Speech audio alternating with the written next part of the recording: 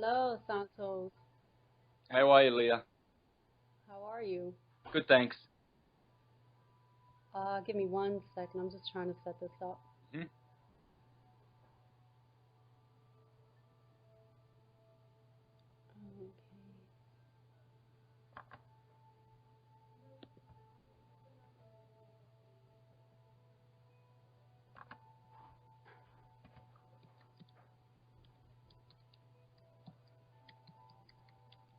Okay, and can you see me, Santos? Yep.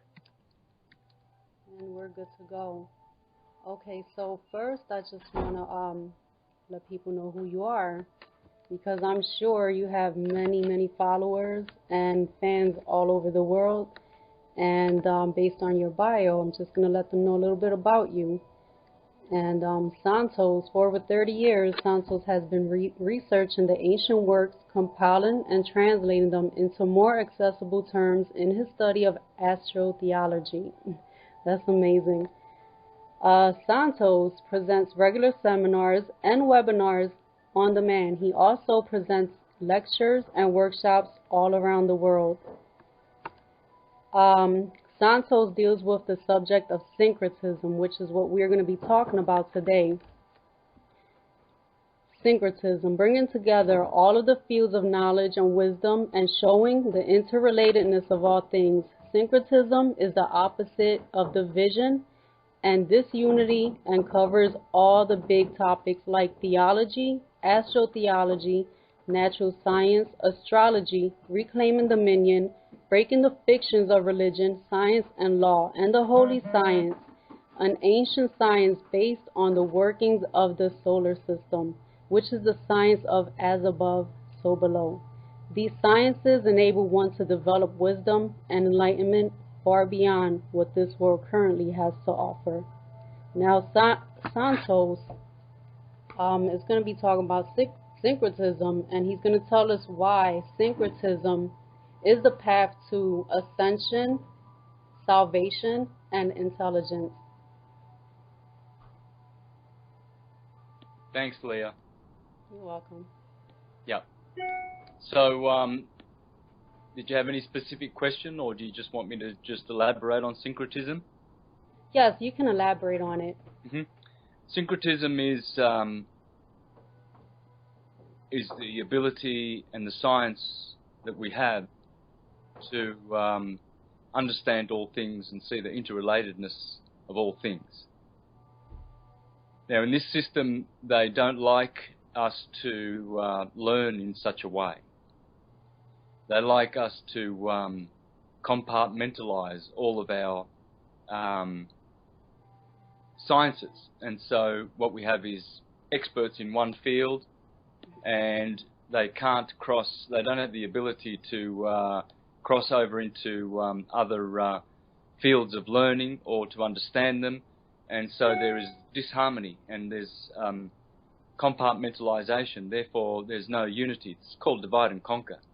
And Rome has been implementing such a modus operandi for a few thousand years now. And so in the Renaissance time, the world was syncretic. The great geniuses of those days, Marsilio Ficino, Giovanni Pico della Mirandola, all these guys, they were syncretists. You know, syncretism was the word of the universe. You know, it was the science of the universe. Yeah.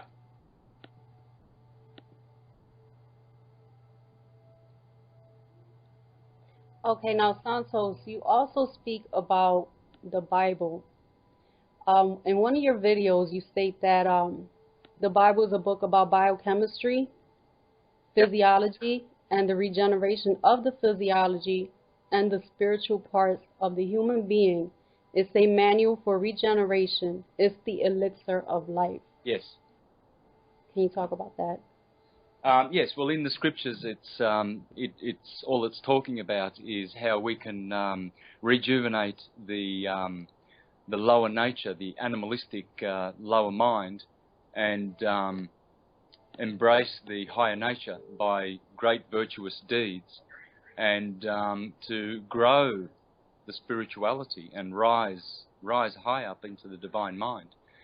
And this story is repeated in all the scriptures. All the heroes, they are all Christ-like heroes. And these Christ-like heroes grow their consciousness and develop their consciousness to a state where they emerge with the Divine One. And this is the ability that we have. And once we do this, this is called Christ consciousness or Krishna consciousness. And Krishna consciousness is really the high consciousness of the universe. The materialist mind is the lower mind. And so we have a world full of materialists, speculative philosophers. And so they speculate about the nature of philosophy because basically they have forgotten their true higher self, their true higher knowledge, and there's a disconnect from the Creator. And they go after the teachings of demons. Demons are self-to-service entities. They are self-to-service in every way that they operate, and hence they are detached from the Creator. And those who are opposite to this, who respect the Creator and worship the Creator, they are service to others. And so these service to self creatures, they teach lies such as gravity, evolution, Big Bang theory, relativity. Basically, the individual who taught us this was nothing more than a monkey. His name's Einstein, and people put him on a pedestal. And whereas people like Tesla, true scientists, they knew that Einstein was just a buffoon. He's just a buffoon. I mean, all of his Freemasonic, Khazarian / Hyksos education and way of teaching is basically just materialist. And so relativity has no place in the mind of intelligent beings, like your Teslas, your Schulbergers, Wilhelm Reich, and all of these true scientists. These are just monkeys, and they repeat these monkey theories like Darwinian evolution, ape-man theories in the universities, and all of these people who go there, they're just materialists in their mind. They don't have any self-realized nature. Right. So what do you say to people who are indoctrinated by religion and still programmed by the concept that a historical figure such as Jesus is going to come and save them? And what do you say to the New Agers who claim that, a group of a galactic federation of light workers is going to come and save them as well and take them into their spaceship somewhere? Because I really don't believe in that, and I do believe that we are here to save ourselves. Oh yeah, look, again, these are just, and materialists follow these stupid teachings. They're waiting for the galactic federation of clown beings to come and save them, I mean, the elite, they can make up any silly story, because they give people hope, through false paradigms like the New Age movement, as if the New Age movement's going to bring people into the New Age. We have to bring ourselves into the New Age with our intelligence, So, and what about the question of Jesus returning to save us? Well, Jesus does return, but he does not return in physical form. He never did come in physical form either. The scriptures are clear that the Jesus that we adore and love of the great teachings of the Gospels come from our heart. And Christ dwells within. Colossians 1:27 and 28, where the Apostle Paul says, the great secret is the Christ that dwells within. And so he has already come. Christ has already come. And this is why you and I are having this conversation, because it is Christ's higher mind that is really inviting us and calling us to have these conversations. And so it has come. I'm sorry. Is this because the whole vibrational shift and we're in a new age, which is the age of the Aquarius?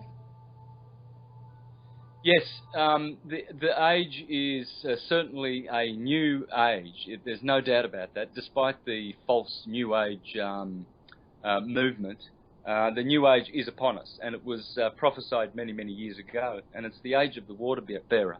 And this is where, in the Gospels, Jesus says, where you see, when you come into the town and you see a man carrying a pitcher of water, follow him into the upper chamber, and this is where I will have the evening meal with you. What this is saying is, this is how the ages transition. And we've transitioned from the age of Pisces, and the ruler of Pisces is Jupiter, or Zeus. And what they've done is they've shortened the name of Jupiter Zeus, and they've made a compromise with the name Jesus. And so it's not a Hebrew name at all. Yeshua is the true name of that being, and that being is a person. You see, the New Age movement is false in that it teaches that an impersonal force is coming to save us as Jesus, and this is false as well. This is the false light, the white light that they keep teaching us to merge with. And this is it's very dangerous, because Jesus, Jehovah, Krishna, these are persons. This is how we come to be persons, because person can only come from person. Life begets life. And the life that we have is intelligent. We have qualities. We have love. We have beauty. We have intelligence. We have goodness. And all of these come from the Creator. Therefore, the Creator must be a person. So when a Mayavadi speculative guru approaches you and tries to teach you all about, who knows, some kind of spiritual enlightenment, all they're doing is shortchanging you, because what they're doing is they're offering you something which is not the ultimate goal, the ultimate truth, and the ultimate reward that you can have, which is to be forever, unconditioned, unqualified, unlimited with God as an individual. You see, they would want you to lose your individuality. They would want you to merge with the white light and commit spiritual suicide. And this place is called, nonetheless, it is still the Godhead. The Godhead is made up of three components. The top is the Supreme Personality of Godhead, which is the person of God. And the bottom is the impersonal white light of God. And in the middle is a mixture of the two, called Paramatma. And so at the top you have Bhagavan, and Bhagavan is Krishna, God, the Creator, the Prime Creator. And we are invited to go back to Krishna Loka. Krishna Loka is Christ's kingdom. So this is where Christ says, and you will enter my kingdom, and you will be with me forever. Well, Christ and Krishna is exactly the same being, the same God. And so when they teach us to go to Brahmajyoti, this is called Brahman. Bhagavan is above, Paramatma is in the middle. Okay. And Brahman is the white light. And so Brahmajyoti or Brahmananda is the impersonal white light of God. And so there is an impersonal bliss there, and there is no activity there. And for some people, it's a place of stillness. Yes. And isn't this magnetism? No, it's a place of impersonal bliss. Okay. So you cannot interact and have activity. Whereas so there's activity. Yes, no activity. Whereas we are invited to have eternal, glorious pastimes with the Creator, and indulging in all of the things that our heart desires. Music, festivity, drinking and tasting of foods, but not in the spirit, not in the material way. This is where the materialist minds, they do not have the mental and intelligent force to be able to understand that this will all happen in spiritual activity. And we will have spiritual form, you see, because these Brahmajotis, these Mayavadis, a Mayavadi is a teacher of Maya, the illusion, falsehood, partial truths, half-truths. And they will teach you to go to the white light. And many, many have gone to that white light. And it's a trap, because from there you will be harvested again and again, if they wish to. And so why should we settle for less than the supreme reward that has been offered and extended to all individual creatures of the Creator? And so we get to have activity with that one as individuals and keep the individuality. And so what we experience is the great secret doctrine called inconceivable oneness and difference. Whereas the Mayavadis and all the churches basically are teaching you to either accept a lower reward, and many of them are nihilists. And a nihilist or a voidist is someone who teaches to go to the void and to cancel all things, and all your individuality will cease and you will merge into some void and you will be nil again. And that is a reward that is not even a reward. That is total spiritual suicide, where you will never return from absolute death. And yet there are teachers out there teaching this preposterous reward. But above the nihilists and the voidists are the impersonalists. Okay. And these are gurus. They're getting around and they're charging $1,000 to go and see them. Oh yeah, you sit down on those seats and warm those seats and you come and listen to all of this gobbledygook about how you can go to the white light, you know, and you will be nothing other than just a blob of impersonal, semi-conscious nothing, having no activity and having no divine glory. So this is the big difference with people like myself and my astrotheology and syncretism. Syncretism helps us to understand the holy science. We are more than these material minds enable us to comprehend. We are much, much more, but we have to invite this to come down into our lives so that we can embrace this higher intelligence and higher spirit. And we can, and the only way to reach that, Leah, is to surrender. You see, many people do not have the heart condition to surrender to the Creator, because they already think they're God. They've been taught by these Mayavadis, you are God, you are all that is, you all that ever was, all that is, and all that ever will be. This is a lie. Because would you say we become one with God when we have activated the 360 dormant brain cells? We have 360 senses, but the dormant brain cells are unnumbered. So those need to be reawakened, and we can talk about how syncretism helps us to do that. And that is the process by which we invite Christ consciousness into our lives. But it all hinges on surrender. And you see, most of the individuals today, even great gurus, they do not surrender to the Creator. They believe that they are above the Creator and they are God completely.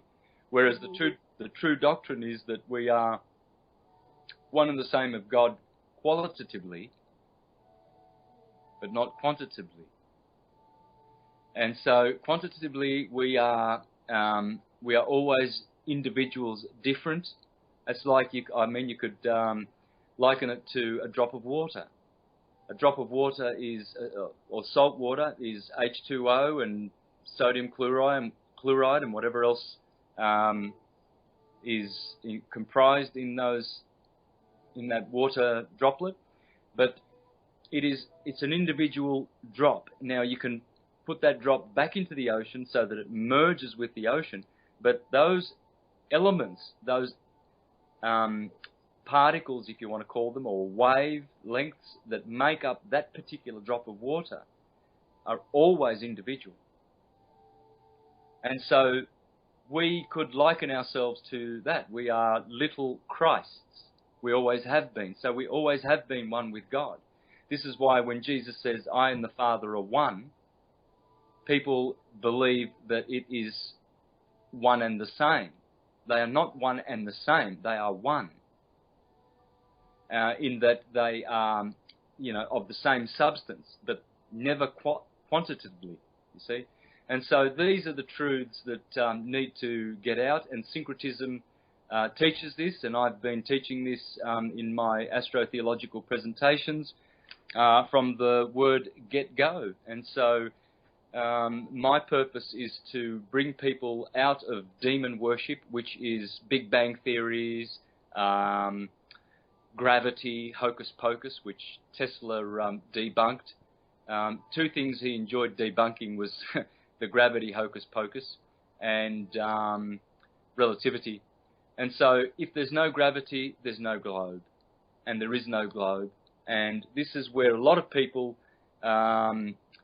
fail miserably to understand their cosmos, because they're stuck in they're crystallized in the materialist mind, and they've been fooled by demonic Mayavadis, and all of the institutions of the world are full of demon teachings. Isaac Newton's gravity hocus pocus, honky, shonky, wonky, dodgy, bodgy, bogus, pseudoscience, So, and people swallow it, and they want to kill you if you tell them that it doesn't exist, And geniuses like Tesla just laughed at these stupid teachings, idiotic teachings. I'm supposed to be upside down here in Australia, So gravity is such an intelligent, discriminating force that it grabs me and it sticks me. It's pushing down on my head, and so my bum's sitting on this chair, which this chair is sitting on the floor of my cottage here, and everything's nicely pressed up against the upside down globe, because of course I'm down under here in Australia, and you're standing the right way up, sister, but I'm all upside down, and I don't know where up is because I'm spinning around on a ball. But it's funny because the dust particles, they've got no brains, and they don't believe in gravity, hocus pocus, shonky business, and so they're just flying around as particles in the atmosphere. It's funny about. So you say floating around on a ball. So the Earth is flat. And yes, you covered this in absolutely. one of your videos, and people still think that it's round. Yeah. Look, the first thing I'll say to those people is do some real scientific study. Study Tesla. He just laughed at gravity, and yet, I mean, he was a genius that just foreshadows all the rest. Einstein, the monkey man, Darwin, the ape monkey man. There's people think they come from apes. They've got no connect with the Creator. Their heart is closed. You've got to feel sorry for them. People like Danny Wilton, he adores NASA cartoons, all those CGI images, and he makes a reality out of it, and people go and follow him, and they're all following Danny Wilton. Oh, look, the Orion Nebula, and it's all cartoons. It's so sad, and they can't see it because there's no spirituality in them. There's no surrender to the Creator. These people think they're gods, and yet they're putrid morons. It's so sad, and they lead astray so many fools. So would you say, more or less, is there any hope for our future? Because there's so many indoctrinations, so many distorted views of how the world operates, and people are confused. People are living in fear. They don't know what to believe, but then they won't, take the time to do their own research. Who should we be studying? We should be studying the spiritualist, transcendental scientist, not the hocus-pocus pseudo-scientist.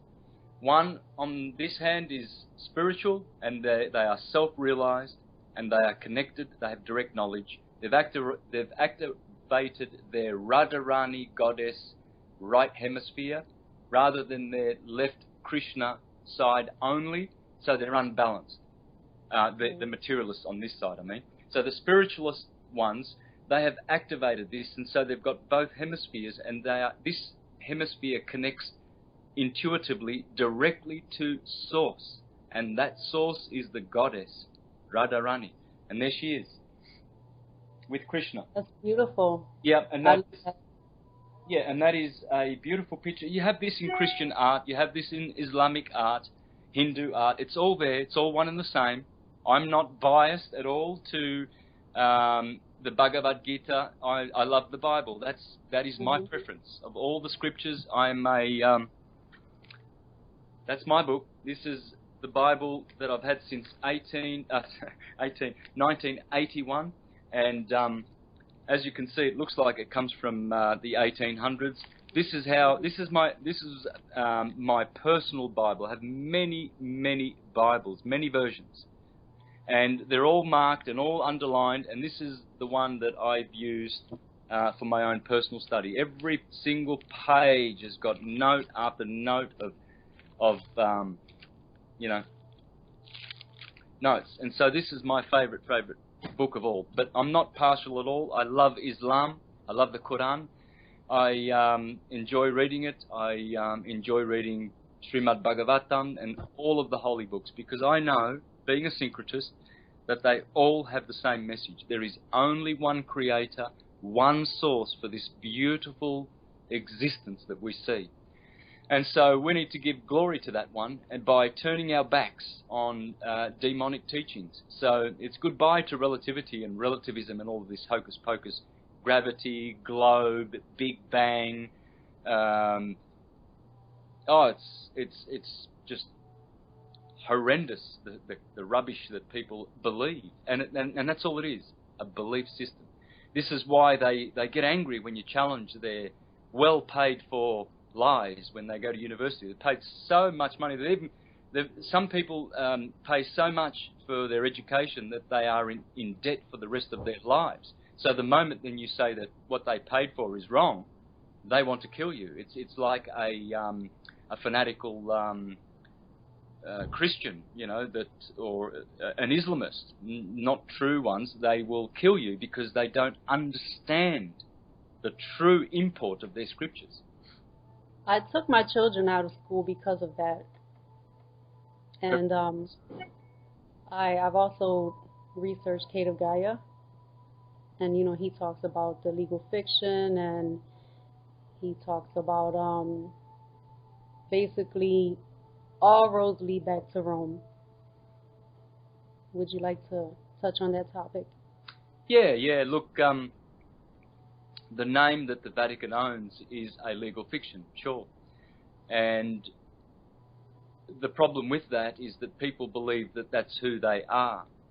They believe that they are one and the same and connected with that name, whereas it is only a commercial name. And we are more than this. We are more than a name. A name is a limitation. Many of the great spiritualist philosophers have said, do not name me. The moment you name me, you limit me. And so limiting one by giving them a name, for instance, your name, my name, Santos, there are many Santoses in the world. I'm not the only one. It's a borrowed name. It does not define me. It's the sound you hear which designates and points to the individual that I am. But I am much more than a beautiful name, as beautiful as the name Santos is. It's not mine. And so the trap is that people have gone surety for that name. And that's the Sir name. Sir is short for surety. And so the Bible warns us about going surety for other people's debts that are created by others. And all of the debts that are created through the public commercial legal name system, that is all in the public world. It has nothing to do with real people. That's a fictional world. And so there's a big difference. And this is where people like Kate of Gaia are very illuminating, because they teach the difference and help people to escape this Babylonian false system of commercial, another demonic teaching, really. The legal name is a fraud, and it's a demonic teaching. So, there's everything that we've been taught, really. Every system that has been implemented has been evil and destructive and designed to steal our energy. They are parasiting from us. And who are they? Well, you can go back to some of the power families of Rome, and you will find they are known as the black nobility. Black because their works are dark. And one very, very big family that comes from this is the Guelph family, the Beauce-Lyon, Saxe-Coburg-Gotha, the Windsors. And they are the black nobility. These people are demons. They are swine. When you look at Queen Elizabeth, please do not think that that is a human being like you and I with empathy. That is a swine. They come from swine. Rest assured, I know many people will laugh and they'll say, oh, that's stretching it, Santos. And they'll run off and, you know, have a bit of a chuckle. But they have incarnated from the stock of swine. Everything they do is they grovel in the swine mentality to steal your energy and to put them on thrones of gold, which they do not deserve, because they are bloodlust criminals. Queen Elizabeth is not only a murderer and a satanic, child-sacrificing, blood-drinking vampire. Prince Charles boasts that he's a relative of Dracula in all of his, you know, oh yes, and we're relatives of Dracula, of course, because like Queen Mary, they bathe in the blood of virgins. These people have a continual flood of little children which are sacrificed under those, and at Windsor Castle, everywhere where the Queen is, under her feet, there are children being bludgeoned to death and murdered to Moloch and to the Khazarian Eastern conspirator swine families that have infested Europe. And of course Hitler, this is the story that will never be told, and that was that Hitler, the great hero, was against these families. He was fighting against the Rothschilds and all of these swine, demon-crazy democracy people. You see, they stand on their little soapboxes, and we're going to bring you democracy. Democracy is pure filth from swine. The same swine that gives you the globe, CGI Orion Nebula images and teaches you that that's what the universe is like. Gravity, hocus pocus. These are swine. The Rothschilds, swine. Aldobrandini, De Medici, Orsini, Farnese, Borgia, Conti, Chigi, all of these Italian families, they're swine. They're not intelligent. They are animals. They come from animal stock. This is why they teach don't eat pork. Why? Because they'll be eating their own kind. They teach all the idiots, all the goy, to have pig's bum, bacon and eggs for breakfast. You know, they sit there in their cafes and they're eating pig's bum, you know, like Jan Irwin. You know, on one of his shows, he's sitting there in California and he thinks he's a guru to the world and he's teaching them. And he says on one of his shows, oh, sizzling bacon. I mean, how he was a vegetarian for 7 years and he went back to meat eating because he said, oh, that's not the way. So see how the dog returns to its vomit? And these people, they're on shows teaching the world, you know. And what are they teaching them? To follow the teachings of swine demons. And that's why I'm here, Leah, to bring an end to all of this. And I would like to, what I'm going to do is I'm going to call out to all of the lawful, self-determined, intelligent, transcendental people of the universe and put together a claim and lawfully make a claim against the system that all their teachings are false, and where is the proof of their gravity, their globe, relativity, and all of these teachings that they force people to pay to be educated and to be stupefied by swine teachings of demons. And what's happened is we have a demon infestation on this planet. Krishna has always warned us. In Bhagavad Gita he says, beware of the demons, because they will bring you to their dwelling places. And those dwelling places are the subterranean planets below this disk Earth. We live on a disk flat land. A disk flat land. And below us are 7 subterranean planets of the same dimensions of our Earth. Wow. And these planes are full of beings that have been vanquished to these planes. And they come up in their spaceships and pretend to be all kinds of Anunnaki kind, extraterrestrials, and pretend to take us to Mars as if Mars is a terrestrial planet. It's a ball of light. It's a demigod. That's it. And you can see it with you can get a telescope. You can see that there's nothing solid at all whatsoever about Mars. So all of these other idiots who get on the internet and talk about, I went to Mars, where they've been taken to subterranean planets, because those are terrestrial. Those are solid. But all of the planets, the 7 below are terrestrial. The Earth is terrestrial. But the 7 above, they're luminaries. And the scriptures tell us clearly, in Genesis chapter 1:14, it says, and God created the luminaries. The planets. Yes, and those planets are called stars, wandering stars. And there's only 5 stars up there. There's no more than 5 stars. Because all the rest, they are not called stars. All those little twinkly little stars that we see, those are not really stars. Those are sidereal bodies. And those are angels. And those are intelligent beings. And it is through their intelligence that we have our intelligence.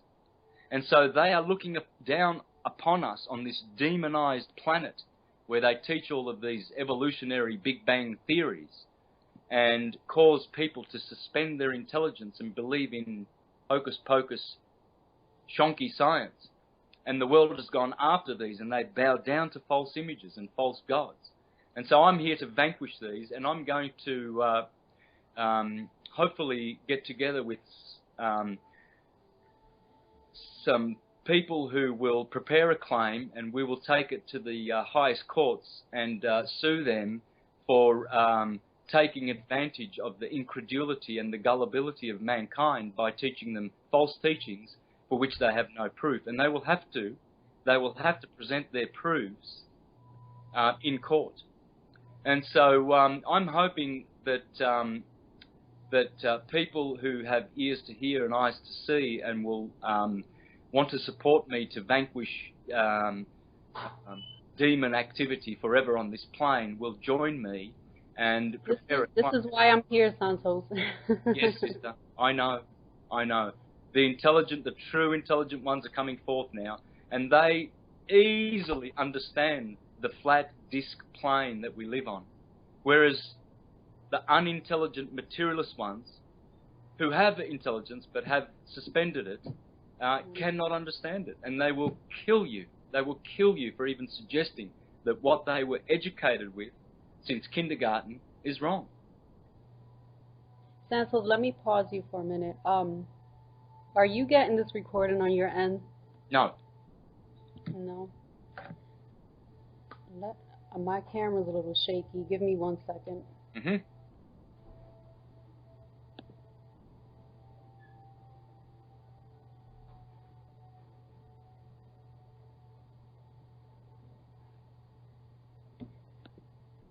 I just text my technical support person to come down and see if I have this going on. Okay.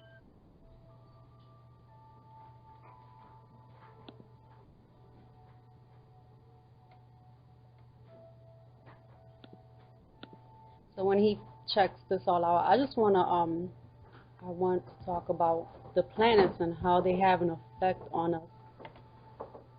Yeah, well, the planets have a great effect on us.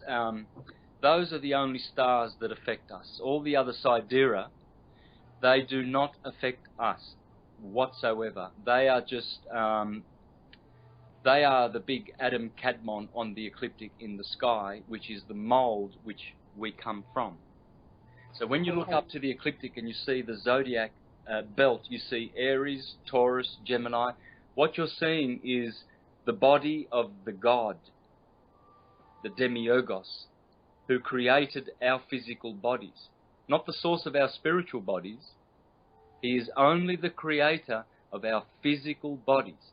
And so we see Aries, we see the cerebrum. Aries is here, the ram, the cerebrum. where our RAM is. Taurus is the cerebellum, the bullum. That's the lower mind. And it has to do with, this is more like our heart. As a man thinks. So we have four brains, would you say? Yes, we do. Yes. So I know you said one was the cerebrum, the cerebellum, the medulla oblongata, and the solar plexus. That's right. Okay. That's right. Yes, and those are all unified in the heart. The heart is the center of all of these four brains, and it has its own brain that needs to be activated. There's only one way to reach the highest planes of Vrindavan, Krishna Loka, and that is to go into the heart and accept Christ in here, Krishna, and surrender. Service to that one. Service to that one doesn't mean we go, whipping ourselves with whips and abstaining from all pleasurable things. This is insanity. These are depraved, insane individuals who teach the wrong path back to the Creator. Well, it's wrong because they will not return in this life. They will have to come back again and learn the proper way. And to learn the proper way is to surrender to that one. And to I think a lot of people are taking shortcuts and they're living anxious and really restless. Yes, they are. It's very, very hard, Leah, to really overcome all the fears and anxieties that have beset us. I struggle with it every day. Every day. There's not a day that goes by in which I only have bliss. So I am admitting my weakness. I'm admitting that I am weak in the flesh. The spirit is strong. Mm-hmm. My spirit will endure until the end. And as Christ says, and he that endures to the end is the one that will be saved. I don't know about this body. I don't know how much strength it will have. But if it's similar to the mental and spiritual force that I have, then it will follow suit. But the flesh is weak. The flesh is always weak. We always want things that we shouldn't indulge in. We always have an extra few mouthfuls of food, whereas we should be content with less food. We always look for, perhaps we fall into lustful activities instead of loving activities. And it's so easy to fall for the lesser when we can have the higher. And so the flesh is always going to be the challenge, and it is always beset with anxieties and fear. But if we go into the heart unifies the four brains that we have, the brain centers, and then it is the place where it overtakes the other brains, and we are centered in the heart, and the heart is always leading us. The heart is the true place of Krishna consciousness. Now, Santos, did you ever experience a Kundalini awakening? Yes. Yes. How did that go? What do you think caused it? Well, in my case, I've had many smaller ones. I've had a major one where my whole cranium was full of light blue, soft electric light. Right. Pretty much like this, like the soft here. That's the colour you see.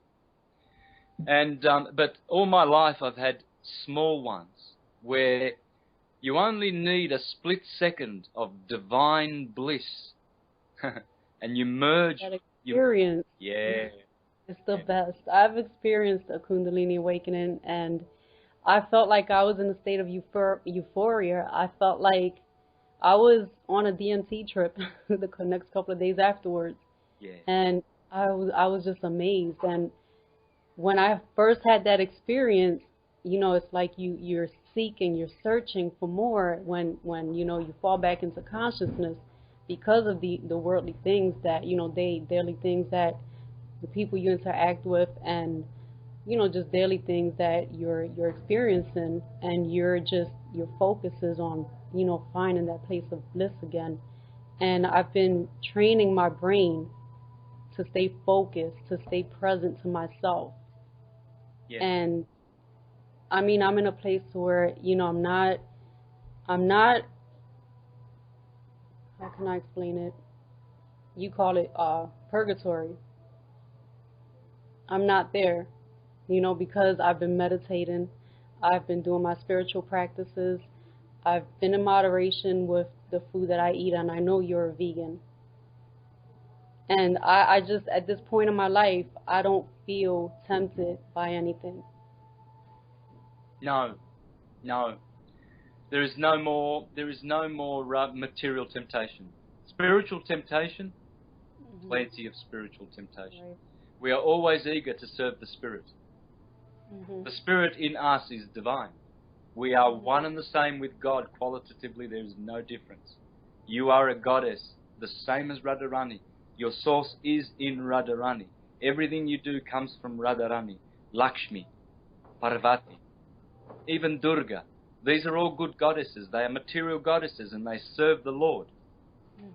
But ultimately, at the very, very top, there is always Radharani and Krishna. And they are always together, forever in love, forever serving each other. One serves the other serves the other. And we are there always serving them. And the spiritual pastimes that we will have, there will never, ever be enough spiritual ambition to fulfill all of the beautiful things that we will experience in Vrindavan. And this is actually, like, before meditation, it's like I cancel the world out, and right before meditation, I find myself in a sacred space, heart-centered, and it just makes me cry. Yes, yes. I had a healing session from a good friend of mine about 3 weeks ago, and he is an energy worker, and he can just point his fingers at you, and you will feel. He can even push you away with his energy. Wow. He can pull you to him with his energy. If he puts his hand on you anywhere, you can feel an intense flow of energy coming from his hand. He did a session on me, and I cried for an hour and a half, non-stop, crying. My body was convulsing and twitching and releasing and releasing and releasing. And this is the sort of blocked up energies that we have in us. Trauma. I sometimes feel like I'm powerful, because when I do that, it's like I can make that happen to myself. Yes. Yes. You can. We have this ability. We have the power. And what would be recommended is to find people that you love dearly, who are healers, who work with energy, because the energy is Christ's energy. It does not belong to anyone else. The owner of all energy is Christ, all energy. And so we need to channel Christ energy. This is why in the Bible they say that the elders should place their heads and the laying of their hands on the new adepts, on the new initiates. And this way more Christians come into the world, more Christ-like beings.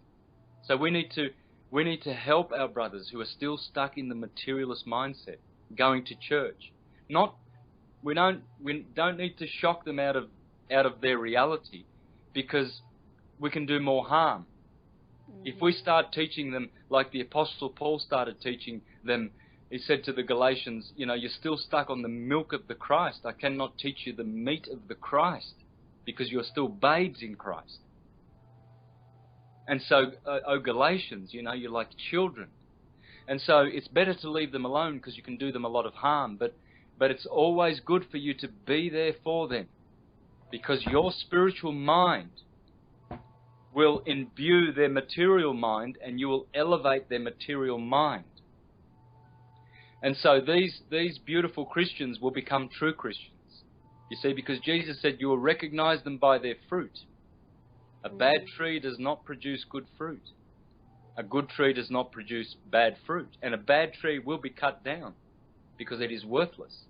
And so when the scriptures say, you know, let the dead bury their dead, Jesus wasn't being some evil creep by saying that. He wasn't saying, oh, don't worry about your parents, let the dead bury their dead, you know, I don't care about them.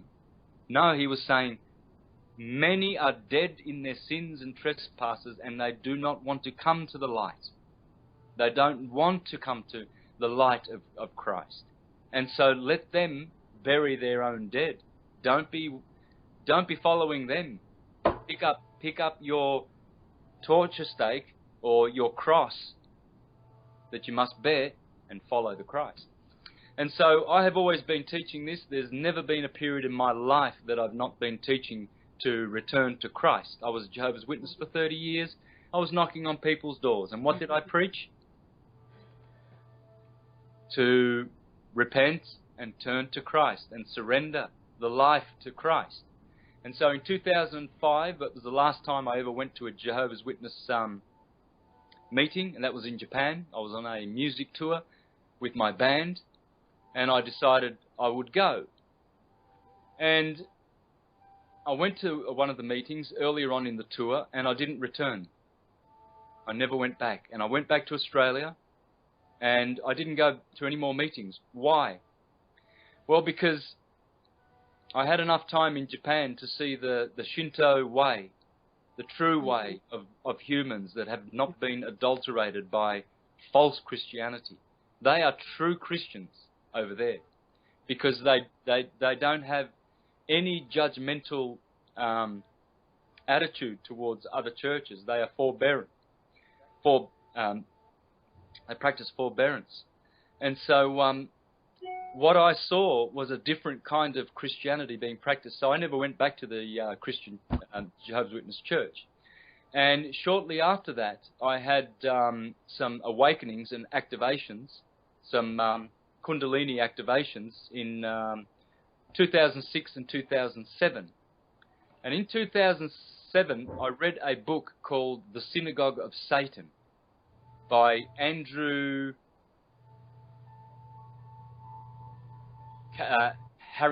Carrington or something like that. Anyway, the title is unmistakable. The Synagogue of Satan. I read that book. It explains how the Rothschilds, who are a coven of witches, a den of thieves, offspring of vipers, Pharisees, and a swine family, are controlling the world through their false education, Big Bang Theory, monkey, ape-man theories, a la Darwin, buffoonery such as the globe and gravity, and all of these things that have been debunked by the likes of Tesla and other great geniuses.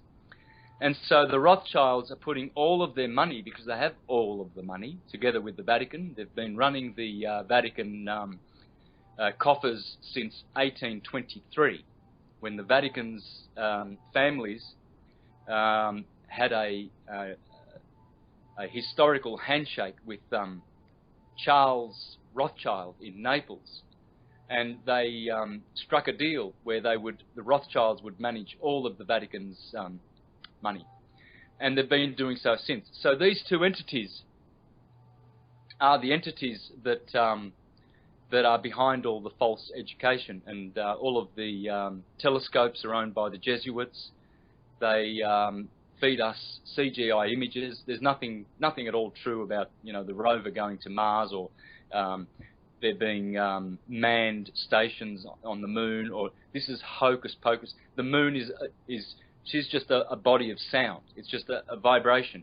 It's just energy. She's just energy, and it's not solid energy. There are beings on the moon, but they're not human beings with bodies, with these physical bodies. This is ridiculous. Would you like to talk about that? Yeah, I'll read from one of the greats. I prefer to do that. Macrobius. Now, let's see if I can find it where he talks about all of the different beings on the other planets. And so what we have is He says Santos, really quick, what is the name of that book? the book is The Dream of Scipio, commentary, Macrobius. Macrobius was a 4th century Neoplatonist. The Neoplatonists were the ones who were our true school of Europe. Europe in the West, the highest transcendental science has to do with Plato and Pythagoras, and the Neoplatonists were the true teachers of spiritual light in the West. And Justinian the Emperor closed the Neoplatonic schools in the 6th century. He was a demon worshipper, as most of the Roman pedophile elite families are, and they supplanted Neoplatonism, which was bringing the West to godship, with the likes of Iamblichus, Sallustus, Proclus, Plotinus, Porphyry, and all of these great godlike philosophers, true transcendental scientists. And they replaced Neoplatonism with Aristotelian buffoonery. Aristotle was a moron, like Einstein, Newton, and all of these other morons that have been totally wiped out of the minds of all the intelligent beings on this planet. And so, down to this day, Europe has embraced Aristotle and the materialist, the globe model, and all of these lying models which come from demons. So anyone who is a materialist is a demon worshipper, period. It's quite simple. Because those stars that we call planets, they are fallen stars. They're not bad. They're fallen stars. That's what the scriptures call them, the stars that transgressed against the Lord. The Lord is the firmament. The firmament is where all the sidereal stars are. And that is the Lord, because it governs our solar system. Now, somewhere in history, probably about 3,000 years ago, our planets, the 7, who have their own ecliptic, the sun is the ruler of the ecliptic, so they fell in that they don't correspond perfectly with the sidereal system. We have a tropical system and a sidereal system in astrology. And so the true science of the spiritualists is astrology. The false science of the materialists is astronomy.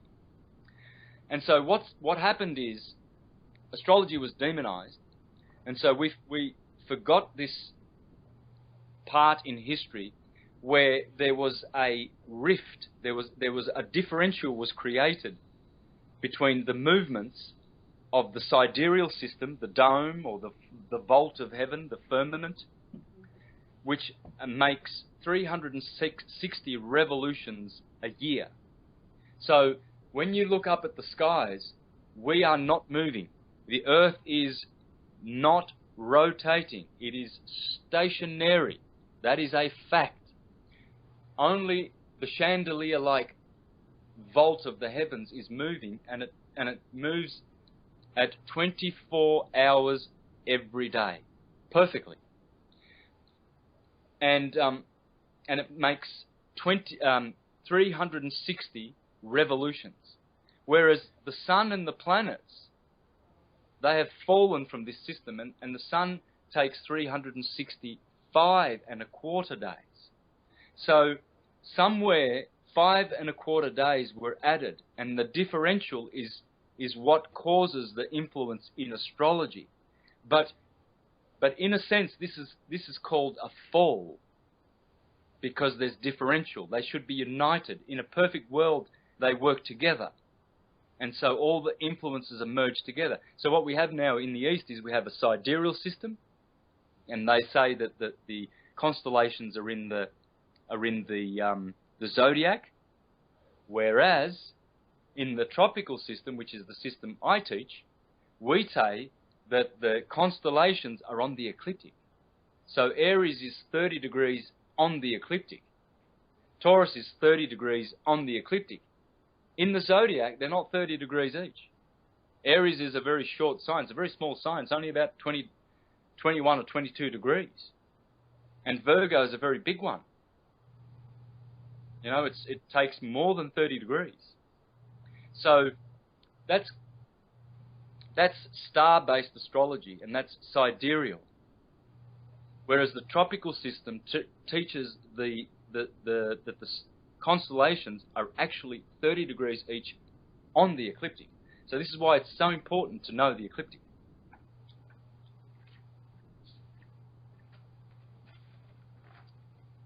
Okay, so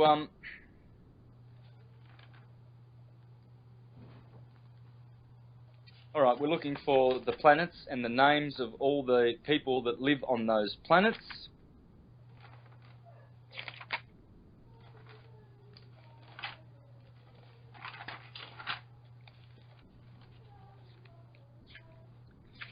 Nonetheless, look, if I don't eventually find it, it's in the final chapters of the commentary of the Scipio, and he mentions there quite clearly that the beings that live on the moon are called lunar people. And so in the West we call them lunar people. And so in the East they tell us that the rishis are the ones that go to the moon sphere. And the rishis are the advanced ones, like you and I. If we do good works and do good karma, we get to go to live on those planets. And it's nice to live on the moon as a spiritual being, as a heavenly being. It's nice to live in the sphere of the sun. These are spheres. They're not literal spheres as in spheroid. They are spheres of influence. And so they're considered to be spheres. And this is where the confusion comes in, because people see these words spheres, circle, round, and they take it to mean a ball. But there's no balls. There's no terrestrial balls in space whatsoever. There are objects that appear as balls and cubes. Cubes are cold, expansive feminine energy, and balls or spheres are condensed, electrical, hot male energy, according to Walter Russell. And so we see that the universe is producing spheres inside of cubes, inside of spheres, inside of cubes. And this is all that the universe is producing. But the spheres that we talk about, like the sun, they are spheres in which you can live. But this is not, you don't want to go and live on those planets. You want to go beyond the planets. You want to go through them. They are portals. For you and I, the sun should be a portal. We will go through the sun back to Krishna. But you have to go through the sun. That's why Jesus says, I am the way, the truth, and the life. No one goes to the Father except through me. You cannot go to Vrindavan. You cannot go anywhere in these beautiful divine places without going through the 7 planets. We must go through Saturn. We must go through Jupiter. We must go through... But we don't want to stay there. It'll be nice to stay there, but they are demigods who have fallen. Jupiter is a fallen demigod. Saturn is a fallen demigod. Fallen. We're fallen. We are also fallen, but we are good. It's not to say that Saturn is evil. It is to say that he is fallen. Because somewhere along the line, we lost our pure service to the Creator. We have become... Why, Santos, I'm sorry, why do these dark entities worship Saturn so much? Well, because they're harvesting the fallen energy of Saturn. They're harvesting that vibration. That vibration is there because it's necessary for this time-space continuum, which Saturn is responsible for. Saturn is Chronos. Chronos is time. Time is tempo. Tempo is temple. And this temple of our bodies is under Saturn. Therefore, Satan is the ruler of this world. Satan is just another word for time. Okay, I just wanted to, I wanted you to put that into a perspective to where people can understand, because they have this false entity of a Satan. Yes. Versus, Saturn. Yeah, this is why people get so offended when Freemasons say, I love Lucifer and I love Satan, because they're much more intelligent than most people. I'm not saying that all Freemasons, again, it's like Christianity. I love Christianity. I love Freemasonry. I love Islam. because at the root, these are true transcendental sciences.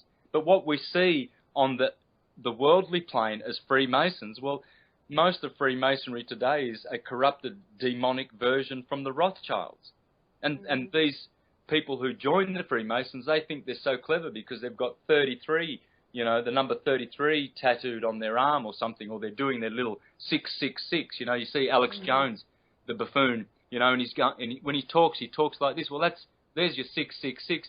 These guys are giving signals to each other that they belong to the demonic part of Freemasonry, not the true Freemasonry which I teach, which is the temple, the true temple of creation and true natural science, which leads us to transcendental science, Krishna consciousness. And so, again, you know, you've always got these half-cocked, half-witted people who go out, half-learned. A little knowledge is a dangerous thing, they say. And so they go out teaching things. Oh, you know, you'll see some people that totally denounce the Bible as a book of demon worship, for instance. Or you'll see someone, they write a book about how evil Christianity is. Oh, the Christians went to the Americas and killed all the indigenous people and stole their, you know, and decapitated their culture and murdered them at the edge of the sword for not accepting Christ. Yet, that kind of Christians, that they call themselves Christians, but that's not Christianity. You know, some people call themselves doctors, but they kill people in their operating theatres because they're not doctors. You know, they're quacks. So you can call yourself anything you want. You can call yourself a Freemason.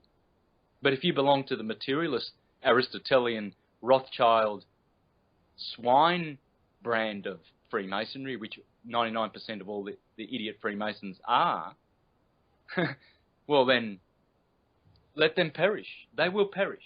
And because their belly is their God, you know, they will inherit, they will be recompensed their due reward in full measure, pressed, shaken, and overflowing.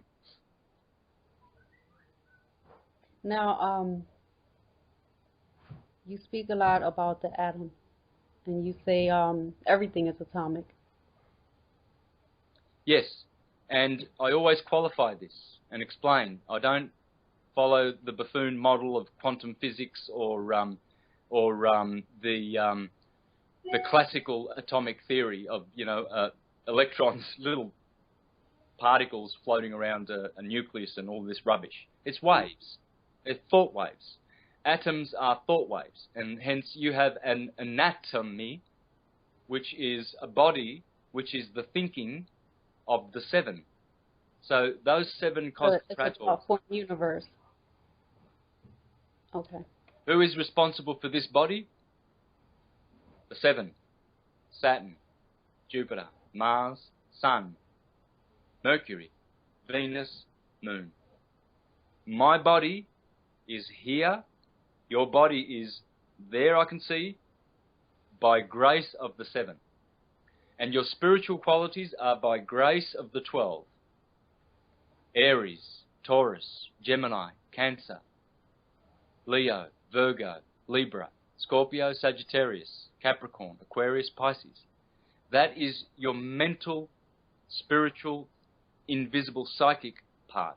And the seven give you your body. And so this is why you have 12 cranial nerves.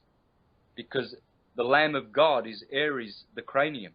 And the cranium commands its 12 disciples, 12 apostles, to go down to the land of Canaan, which is the lower nature. All nerve endings. Yes. And so those 12 cranial nerves, they go down through the vagus nerve system, the pneumogastric nervous system, and they are the 12 disciples that go and preach to the Canaanites. And the demons down low, down in the lower nature. And they help our lower nature to grow, and they witness to the lower nature, that this mind, the Lamb of God, the cerebrum. And so it sends forth its nervous impulses and fluids so as to save the body and alkalize the body so that we can raise the beautiful chrism, which is the fluids of the Christ in our bodies. And as you mentioned at the start of the show, this is how we raise the oils and activate the cerebrum and reactivate all the dormant brain cells. So how we do this is by looking after the chrism, which is this beautiful fluid which is produced by the claustrum. Santa claustrum in the North Pole, Santa Claus. And so this beautiful claustrum secretes the chrism, and the chrism descends down through the pineal gland and the pituitary body, descends down through the Ida and Pingala nerves, down to the sacrum, and from the sacrum there, the sacrum is a pump, and it pumps the oil back up. And every month when the moon transits your sun sign, all right, so it's handy to know your star sign, Aries, Gemini, whatever. When the moon is transiting your sign, the sign you were born under, so if someone was born on, say, April the 6th, they were born under the Lamb of God, Aries. And how should someone go about keeping track of this? I know they have calendars, and I believe it's a germ. Yes. So, yes. Is it 2 days out of the month? It's 2.5 days, 60 hours. The moon spends 60 hours in each sign, and so she will only stay for 60 hours in each sign. So 2.5 days in Aries, then Taurus, then Gemini. So you have to get a moon tracker and watch the moon. And so when the moon is in your sign, that's the time when you need to be extra careful. No time when the moon is in my sun sign. Yes. I'm a Scorpio.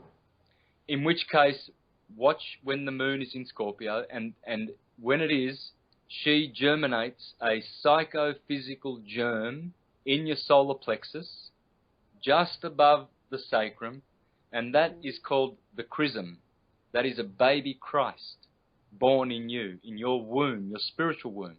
Men and women both have spiritual wombs, and we are the progenitors of Christs. Every month there are 13 moons in every year, and you have 13 Christs that you can raise up. And if we don't raise up, and if we do not lift up the Son of Man, as Jesus said to Nicodemus, how can you be a teacher in Israel and you do not know how to be born again? Because Nicodemus said, must I go back into the womb of my mother to be born again? And Jesus says, and you're a teacher? And you don't know how it is to be born again? He said, as Moses lifted up the serpent in the wilderness is your lower area, and the Kundalini is the Ida and the Pingala, the swirling electrical energies going up and down your spine, a la Caduceus, Apollo's star. And so when you activate those serpents and you lift up the Son of Man, see, that's why Jesus said, no one has gone back to heaven who has not descended from the heavens. And this is why you must lift up the serpent, as did Moses in the wilderness. Lift up the Son of Man. Now, what's the Son of Man? Well, man is short for manna, and the manna of heaven is what's produced in the claustrum, the cerebrospinal fluid, which is pure when it's secreted from the claustrum, and then it gets differentiated at the pineal gland and the pituitary body, and it gets split into a positive and negative. And then as it goes through the endocrine system, it gets further differentiated. Now, Santos, with eating meat. Yep. With eating meat, this germ. Yes, it would. Absolutely. I didn't realise I had that. Didn't have that unplugged. Sorry about that. Yes, eating meat is the same, tantamount as being an animal. Only animals eat animals. Human beings should never taste the flesh of dead carcass. Dead carcass has the remnants of the blood of the animal. The blood animal blood mixed with human blood is a pollution. It is a spiritual contamination. And whoever tastes of that is contaminated and cannot ascend. The body is acidic. The body is in shock. The body does not know how to get rid of this dead carcass. It's a stench in the body. Hence, people who eat meat stink. They stink. It's a putrid stink. I can smell it miles away. It's horrible. And especially, after they've left the toilet, it's. Would people be able to reverse this if they stop eating meat? Absolutely, instantly. Okay. To be fully pure of the death of sentient beings in your body and have pure blood requires 7 years of abstinence after one has indulged in the eating of what I can only imagine is the most horrendous, vile means of sustenance, to steal the life of a sentient being because you feel that your body needs to survive over the life of another being is horrendous. The life of plants, we can take those. As long as we turn that food into prasadam, only prasadam should be ingested by living human beings. And to make prasadam requires a special chant and special love. When you prepare your food, this is why Christians pray. Praying is the same as prasadam. You see? You make holy food. And you only put holy food in your mind. No animals. No animals should ever be tasted by our lips. Our lips are divine. Our lips should speak forth spiritual truths, not pseudoscience. Now, Santos, I heard you chant before. Yes.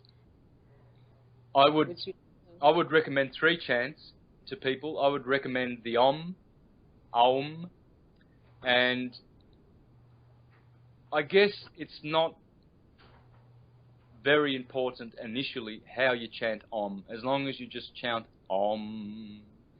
Eventually, you should know how to incorporate all the vowels. There are 7 vowels, not 5, 7. In some systems, there are 10 vowels because they include the diphthongs. So the complete system is 10, not 7. I have taught the 7 system. I've never been able to teach the 10 system because I don't know it yet. But if you learn the system of 7, that should suffice. That should be good enough. I'll teach you that right now. I'll just grab my whiteboard.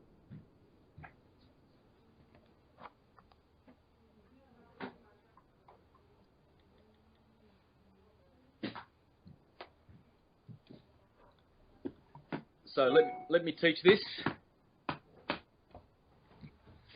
So what they teach us generally is that we have 5 vowels, but there are 7. And those vowels are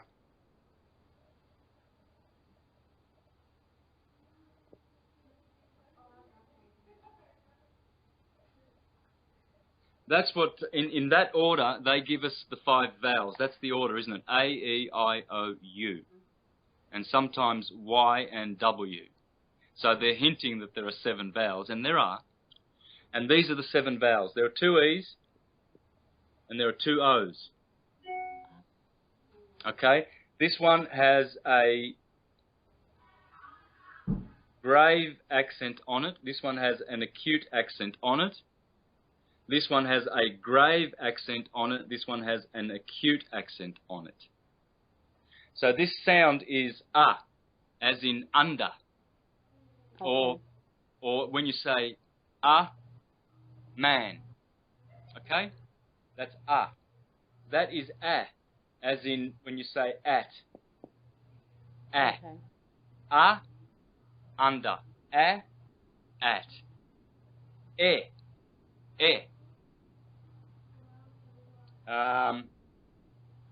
End. That would be the same as when you say end. Okay? E. Very important to understand. This is not I. It's E. And this is not A, E. These in English is not wrong. It's not wrong how English teaches the vowels, but it's not correct. Okay. So we've got A, E. This is O. This is the grave accent O. This is O. O, O. You see, so this is, you can see it's more open. The acute accent is closed. It's a closed accent. Whereas the grave accent is an open. It's more, the letter is more open. So there are two E's and there are two O's. And so what you have is A, E, O, U. And when you merge those together, you get the true Om. Om. Because it starts with A, ends with U, and then closes off with the maternal Mary. This is Krishna, this is Radharani, and this in the middle is Balaram, the Holy Spirit in the middle. This is the Trinity. Okay, the shortened version of Aum is A-U-M, but the correct version is this, and this is how it's said. So I'll do it individually, and then I'll do it completely. So the individual sounds: A, E, O, U. A, let me do it. A, E, O, U. A little bit more flowing, and now merged all together.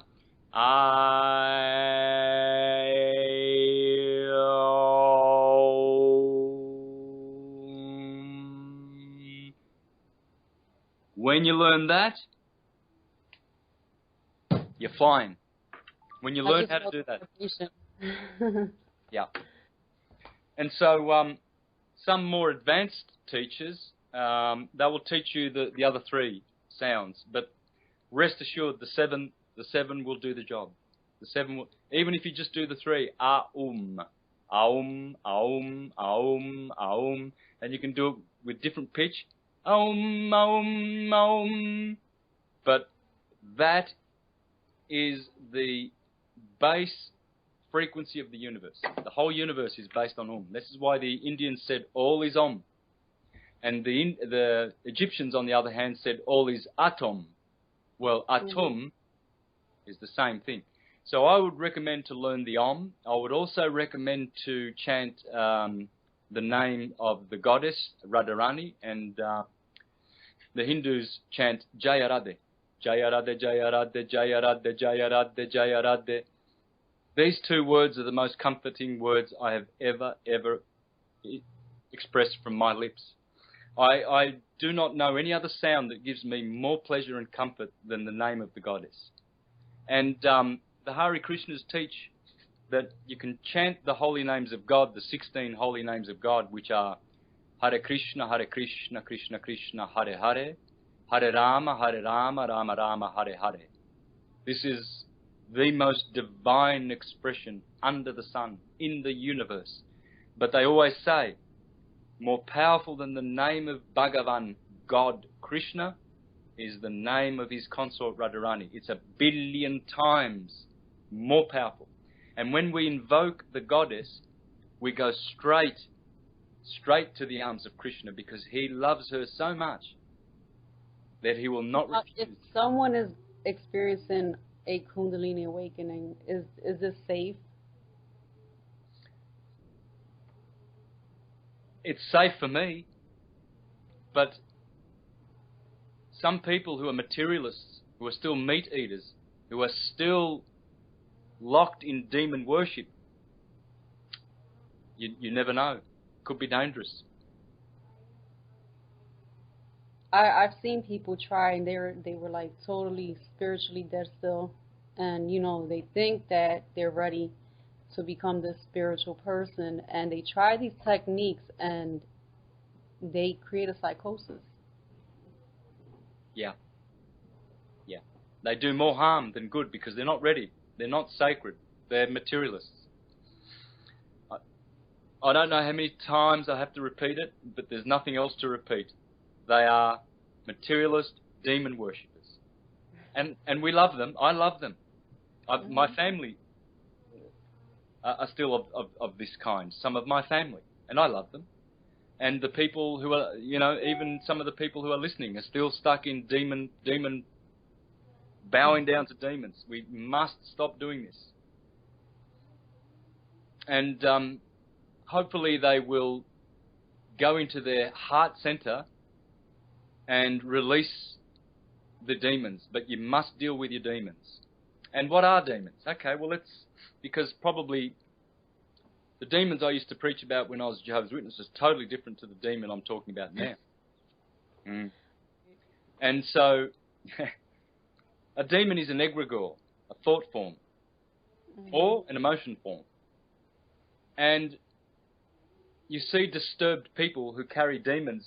Sometimes they talk to their demons. You see them walking down the street acting very crazily, unkempt, but they're always talking to their demons. You see, I've seen this many, many times. I used to be a street performer for 12 years, and I saw homeless people and demonized people on the street, and you will see these crazy people talking to themselves. Well, what they're talking to is their self-created demons. And so they come from erroneous, faulty thinking or unbalanced and unhealthy emotions. And so when these thoughts and emotions come together and some kind of trauma happens in the individual, if you carry that trauma and you don't release the trauma, that trauma grows, and it has thoughts in it. It has the power of thought and the power of emotion in it. And as you give it energy, you keep remembering, you know, what your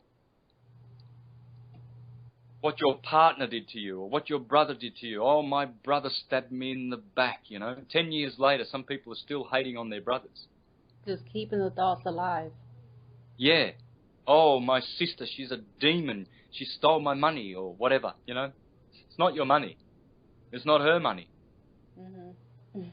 And so 20 years later, they are still carrying this hate. That's demons. But there's all kinds of demons. There's much larger types of demons that are egregores created by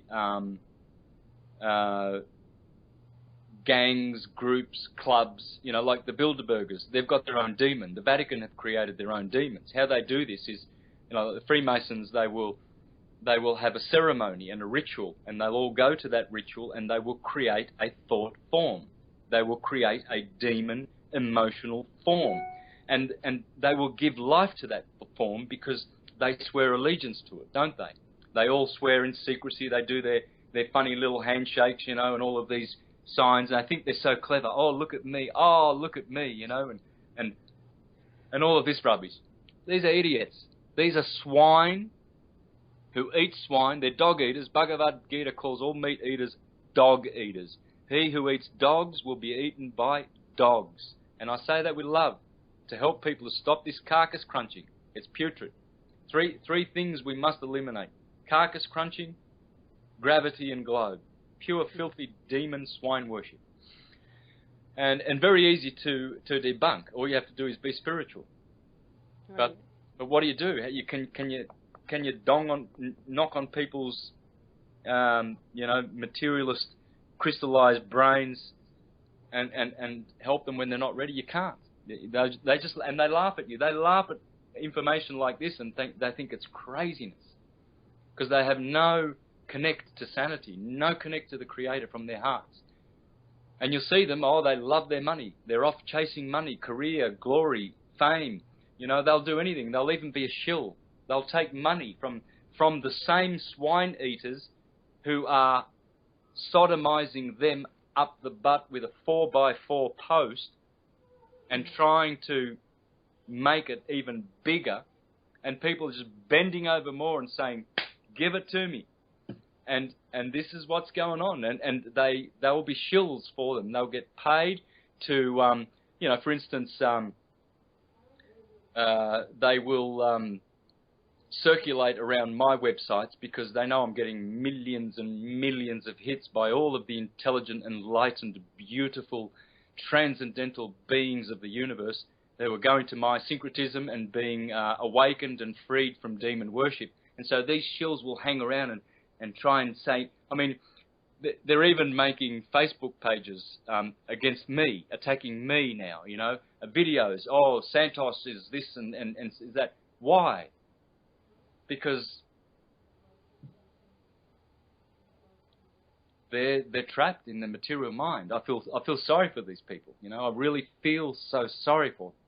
They are working for the entities who are killing them and loving killing them, giving them chemtrails. So they're supporting chemtrails, vaccinations of little children, murder of animals in abattoirs. How many cows are being butchered and slaughtered all over this planet? And we go to restaurants and you see these clever materialist people eating a chunk of cow's bum, you know, and they think that with vegetables, steamed vegetables, and they put pig bum to their lips, and they think they're clever.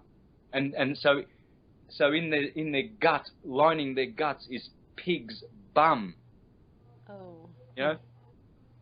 Turkey's bum, chicken's bum. This is what they're eating. They don't think you are what you eat. Why do they give you sheep to eat?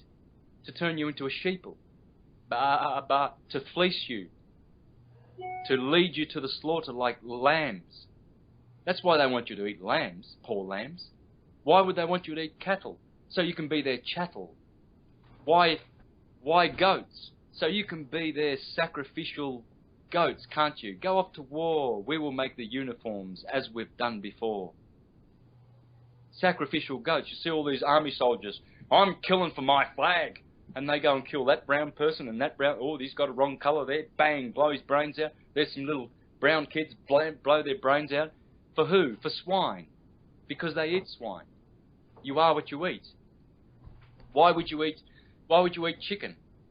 Chicken's just another pig. A chicken is the most filthiest animal, bar none. They're beautiful animals, but they are filthy, dirty, more so than pigs. And people love chicken. Oh, chicken wings. Kentucky Fried Chicken. Imagine all of the pussy poo that Colonel, whatever his name is, that invented all those spices and that, just to hide the satanic taste of dead, burnt, sentient animal carcass. So you have to have all your 13 spices to get Kentucky Fried finger-licking chicken. You know? Rabbit.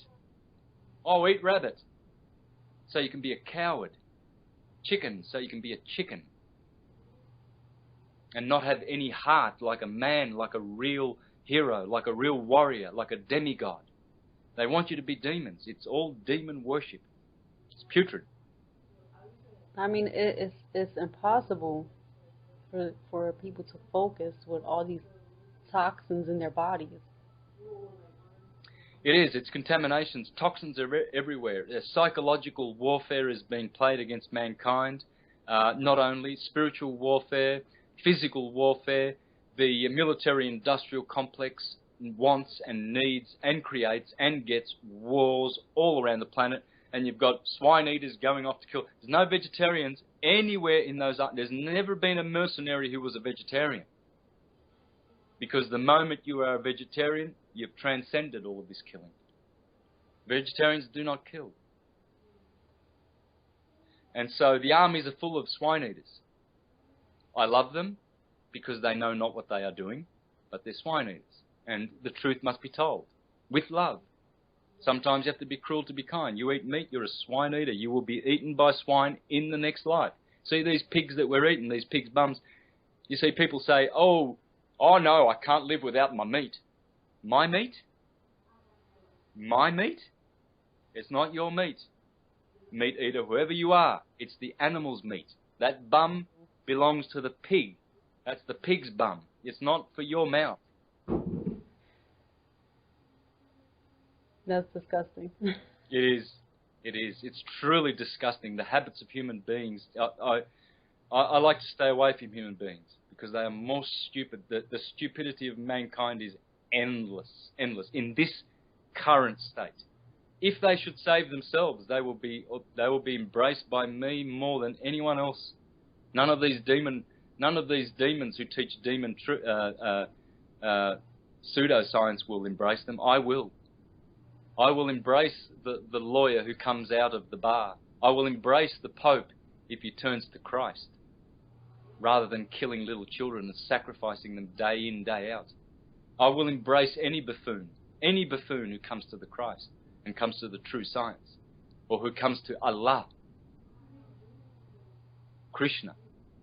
So, I'm forthright in speaking against all this demon worship, but that doesn't mean there is a lack of love. My heart is activated.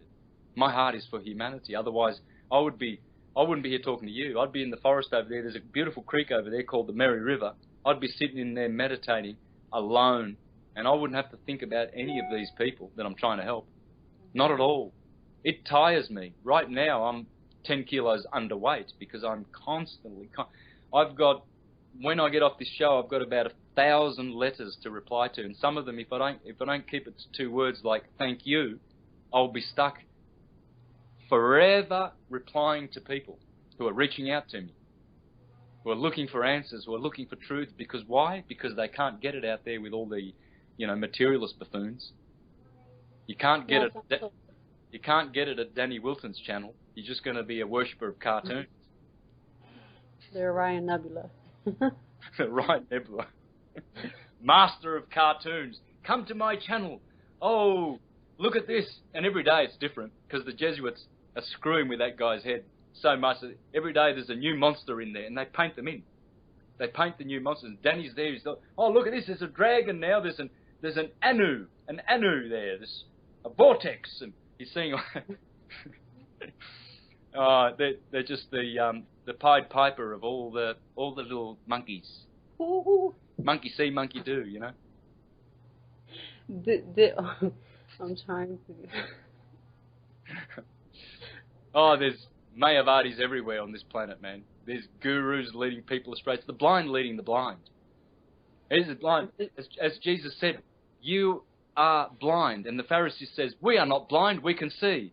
And then he said, this is so beautiful, he says, because you say you are not blind, your stupidity and your sin remains with you. If you had said truthfully that you are blind, your sin would be removed immediately. But these idiots, they are saying that they are true teachers. And what are they teaching? The globe, gravity, Big Bang, cartoons, CGI images, relativity, relativism, hocus pocus, 8-man theories, evolution. And these are the teachers of this world. The blind leading the blind, and they shall fall together into the pit and remain there, probably forever. I don't know. But they're going to have to reach out and listen to syncretism sooner or later, before it's too late. I fear and I pity these individuals. So sorry will be their fate, so sorry. It's a sad, sad fate that awaits them. So, Santos, I know you have some knowledge about Admiralty maritime law. Do you want to explain to people? Well, maritime law comes from Rome, Mary time. Mary is the water. Mm-hmm. So they are the masters of water law. And water connects all the continents. And so how you get to all of the countries is through water, on the ships. You see, so maritime, when the Bible talks about the great whore, the great harlot, it's talking about this Mary, this false Mary of the Vatican Holy See. The Holy See is maritime water. And all of the baptized people with their birth certificates have been baptized into this Holy See. And so the Vatican administers this law, so-called, and London administers Admiralty law. And it's very similar but different. The admirals of the Queen, for instance, they'd be like viceroys in colonies or Commonwealth countries of the Queen, for instance, India.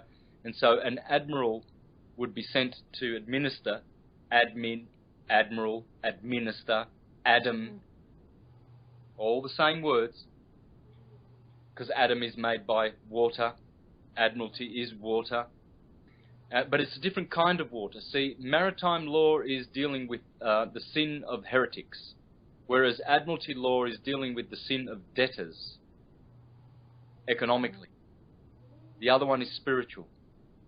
So you've got Papa at Rome, maritime law. And you've got Mama the Queen in London, Admiralty law.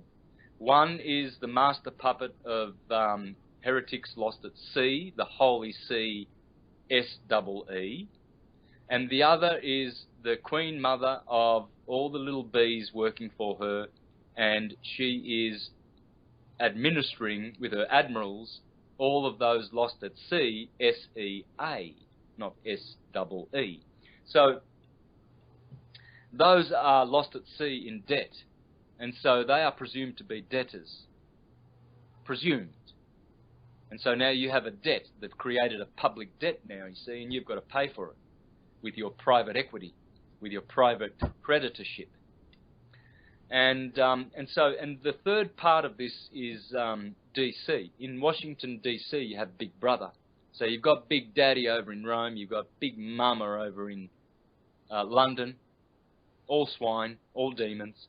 And then in DC, you've got Big Brother, Uncle Sam. And he administers all those lost at sea that are hostiles, or these people are called belligerent, because this is martial law. Martial law comes from, it's a different kind of law. So you've got maritime law, admiralty law, and basically maritime is ecclesiastical. It underpins all the other law systems, all of them. Equity, common law, everything is underpinned in this system by ecclesiastical maritime law. And so Washington, D.C. presumes you a belligerent, a hostile. And so they administer martial law and military rule all over the planet. In Australia, we've been under military rule, martial law, since 1947 by treaty. So we're in receivership. It's an administration. Admiralty law, martial law, military rule in this country, run by DC. And what's DC? The District of Columbia. Yes, Columbia is a goddess, Isis, Semiramis, yes, but these are half-truths. So all of these half-truthers, they say, oh, Columbia, District of Columbia, because it's in the middle of Maryland and Virginia. And that's Mary, and that's the Virgin, and that's Isis and Semiramis and all these pagan gods. Yes, it is. But what about the other half of the truth? Columbus is the dove. Colombo. In Latin, Colombo is the dove. The dove is David. David has a star. That star is the Star of David, the Star of Saturn, the pentagram, the hexagram. And so David is Saturn, Saturn is Satan. So the District of Columbia, when you know your syncretism, you know that it's the District of Satan. So Rome is basically Mars backwards, Roma, Mars, Rome. You see that there's the M-A-R, Mars, and the patron saint of Rome has always been Mars. It's always been martial, built on marble, operating the market. See all of these Mars words, the market, the global market, global market, because it's a crock of bull.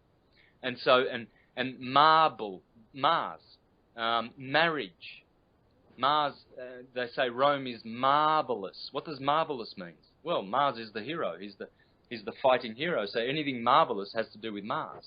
Marriage. Well, in astrology, Mars is the husband. So that's what marriage comes. It's why it starts with M-A-R. Okay, so everything marred comes from Rome. And then London is baby London, Babylon. And DC is the District of Satan. And these three cities have got us by the short and curlies. So when you learn the language, it becomes so clear. Yep. When you learn the language, when you learn your syncretism, I say to people, watch my presentations, man. The astrotheology, the atomic language, the syncretism, all the connects, you will be master of the universe. There is only one way to be master of the universe, syncretism. No other word, there's no other theory, there's no other anything, syncretism. I say to people, be accomplished syncretists. They were accomplished syncretists in the ancient days. In ancient days, there was only syncretism. There was no divide and conquer. Look at the word syncretism. So let's have a look at this word, shall we?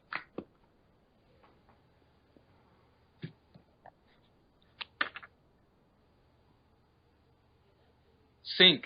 I like that word. Already it's beautiful. Divide. See the word David hiding in there? Satan.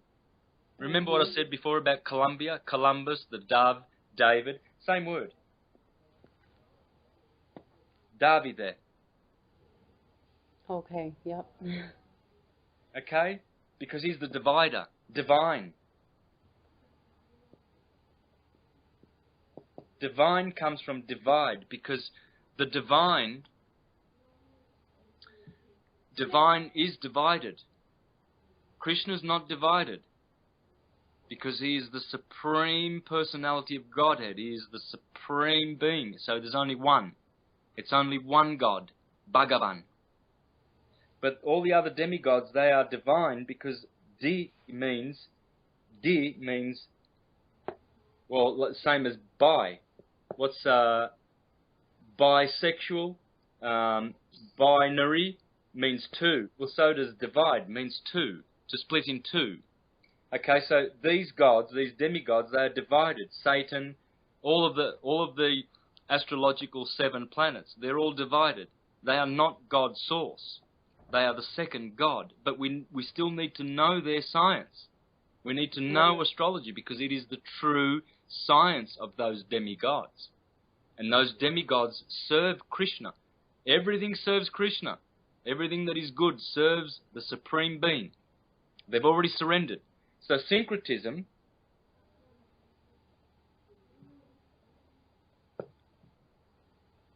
here's another word, it's similar.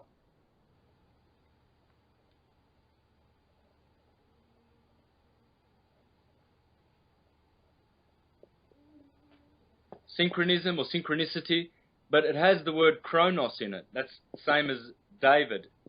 Divide. Time is the divider. Chronos, Saturn.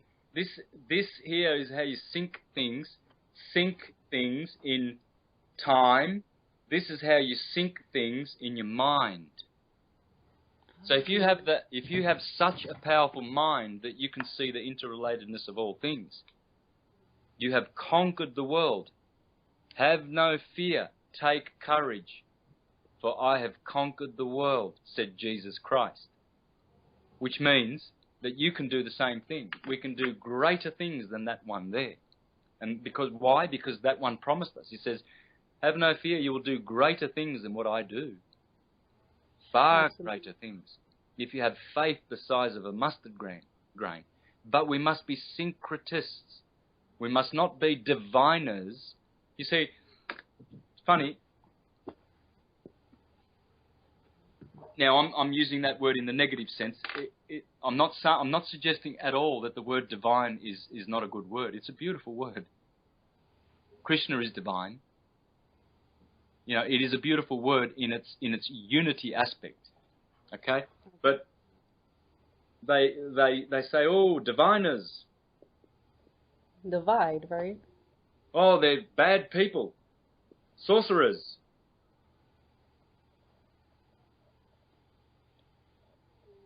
How do you spell sorcerers? Help me, please. That's O-U. Yeah. All right. Of course, source. Sorcerers. Well, don't you want to be connected to source? Of course. I want to be a sorcerer. Don't you want to speak about divine things? I want to be a diviner. Astrologers. In the Bible, astrologers are often attacked. You see, and so people turn around because they're so stupid. They say, oh, astrology is condemned in the Bible. Where?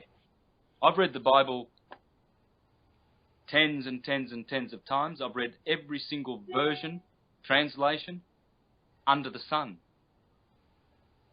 There's nowhere in the Bible where astrologers are condemned. Where astrology, the science, is condemned. because the Bible is based on astrology. 12 disciples, 12 children of Israel, 12 trees, 12 bread loaves on the show table, 12 this, 12 that, 12, 12. Everything's friggin' 12. Why? Because it's astrological. Astrological is the word of God. I want to be an astrologer, astrologo. I want to speak the word of the stars, because they are our divine brothers and sisters in the heavens. They are angels. They are angels. And so, when you say angels, are you speaking of angles of light? yes, only in the sense that the 7 stars, the wandering stars, are angels in that they produce angles of light, which affect us, whereas the other stars, they are truly spiritual angel beings, and they serve us. We are above them. See those stars up there? See the sun? See all?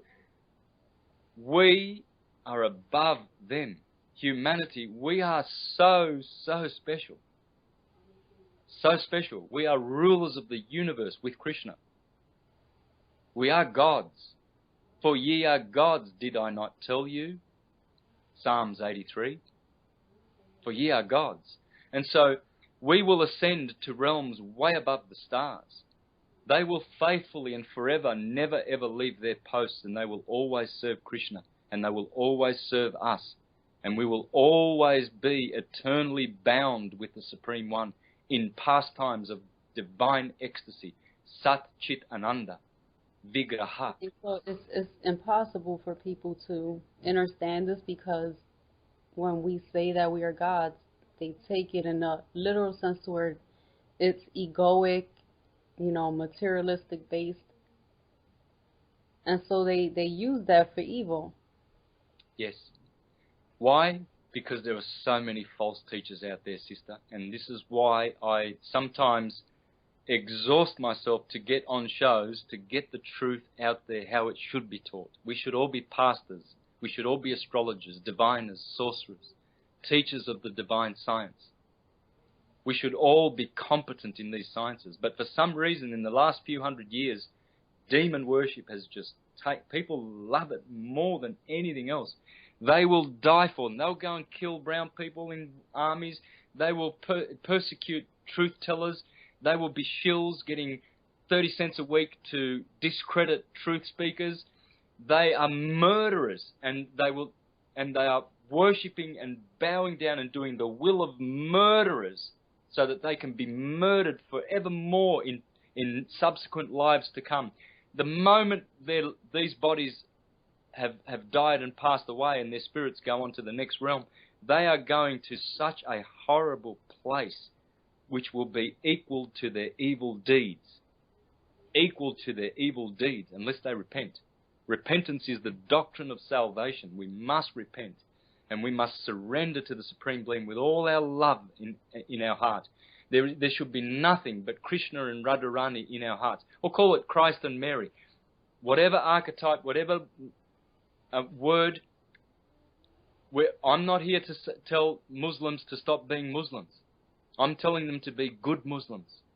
And to love Allah as Allah wants them to. Bismillah al-Rahman al-Rahim. Allah, the gracious and the merciful. And Allah is the gracious and the merciful, because Allah is the all. That's what Allah means, the all-seeing one. And so I'm not saying that, people should stop being Christian. I'm saying get out of the churches, stop practicing materialist religions. They're materialist.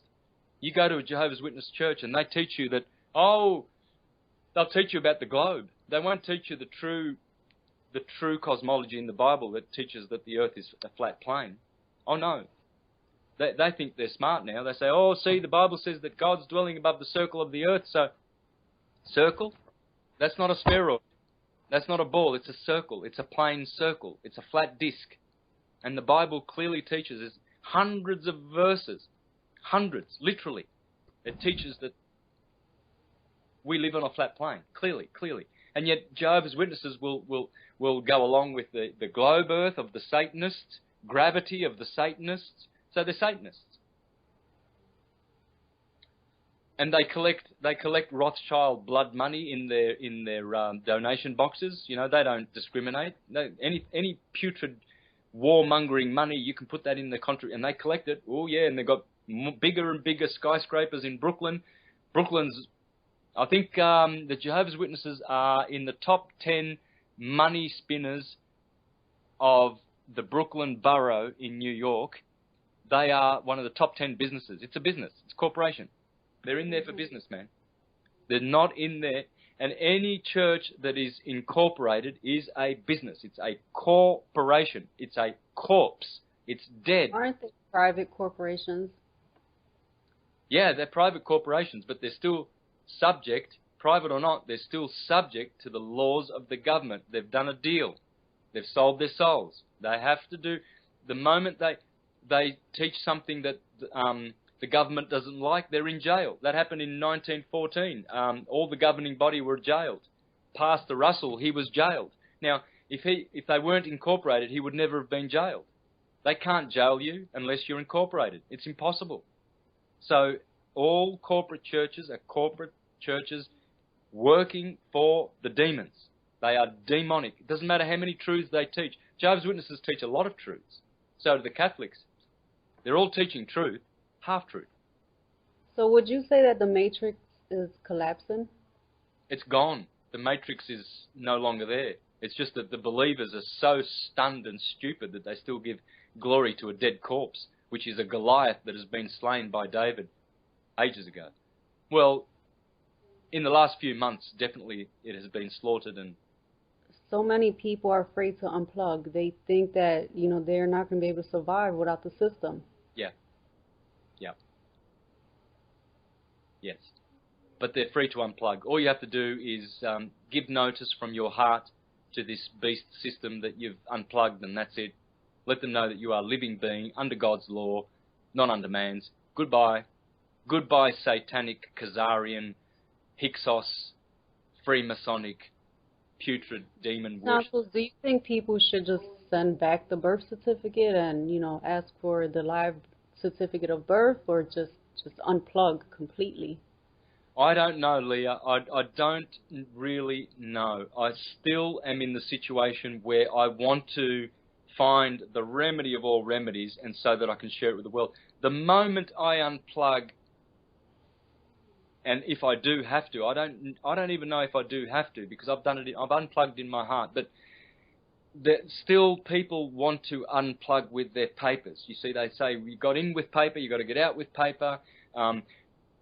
You may feel like you've unplugged in your heart, but they're still going to come and get you because they've got the guns, blah, blah, blah. And then there are people saying, look, I've done it with paper, and they have. Mm-hmm. Okay? But then someone else goes and does the same system, and they get in trouble. Well, that's how I got to go to jail, because I followed this one, I followed that one, and I went to jail. Right. So I didn't... And I was aware of your situation, and I've just, you know, there's so much information going around, and it's like you don't know where to start, or, you know, you don't know where to go, or, and I'm just in the process to where, you know, I'm like, what information do I follow? And I haven't made any moves, but like you said, in your heart, you're unplugged. Well, how about, because a lot of viewers and a lot of good lawful people are going to see this show, how about we make a call out to them and perhaps get in touch with me or yourself, and perhaps we can do another show where these people who have unplugged can join us and help us. Let's get to the bottom of it. I want to do two things. I want to teach the world how to totally unplug from this demonic system, and another thing I want to do, anyone out there who was happy to support me and the world and yourself, and we will make a lawful claim and bring it to the highest courts if we have to, and we will force them to verify their false teachings and show us proof of their false teachings, which no one has ever put them to task to do this. And we have to do this, otherwise they will continue vomiting putrid, filthy, demonic teachings till the end of time. And also Sasha Stone, Yep. he started this New Earth project, and I know you had interviews with him also. Yep. Yes, I've joined the New Earth Nation, and I love Sasha. He is a divine, exquisite, gorgeous man. He's a beautiful soul, and all the people associated with his these are organizations that we need to support, sister. I just signed up yesterday, and I'm trying to get him on an interview also. Yeah, that'd be good.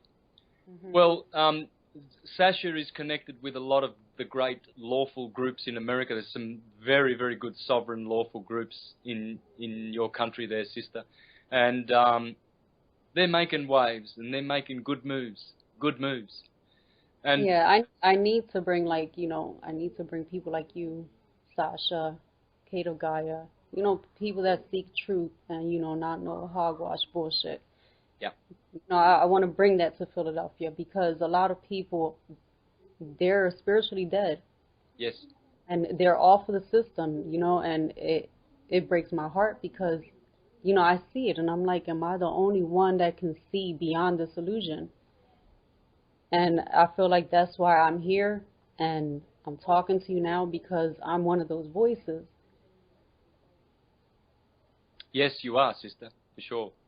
And that's why I'm happy to give people like you my time and try and get the good news out, because the good news of the gospel will be preached to an all-inhabited world, and then the end will come. And the end will come. The end is nigh. It's already here, but it comes in sequential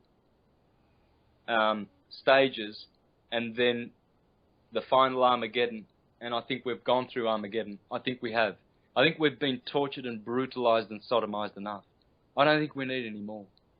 I think we need spiritual truth, not hocus pocus light, all white light and all of these Mayavadis and half drunk gurus. All of those gurus you see, these new age gurus, you can tell they're alcoholics. You can tell they're freaking drug addicts. They are crackpots. They're morons.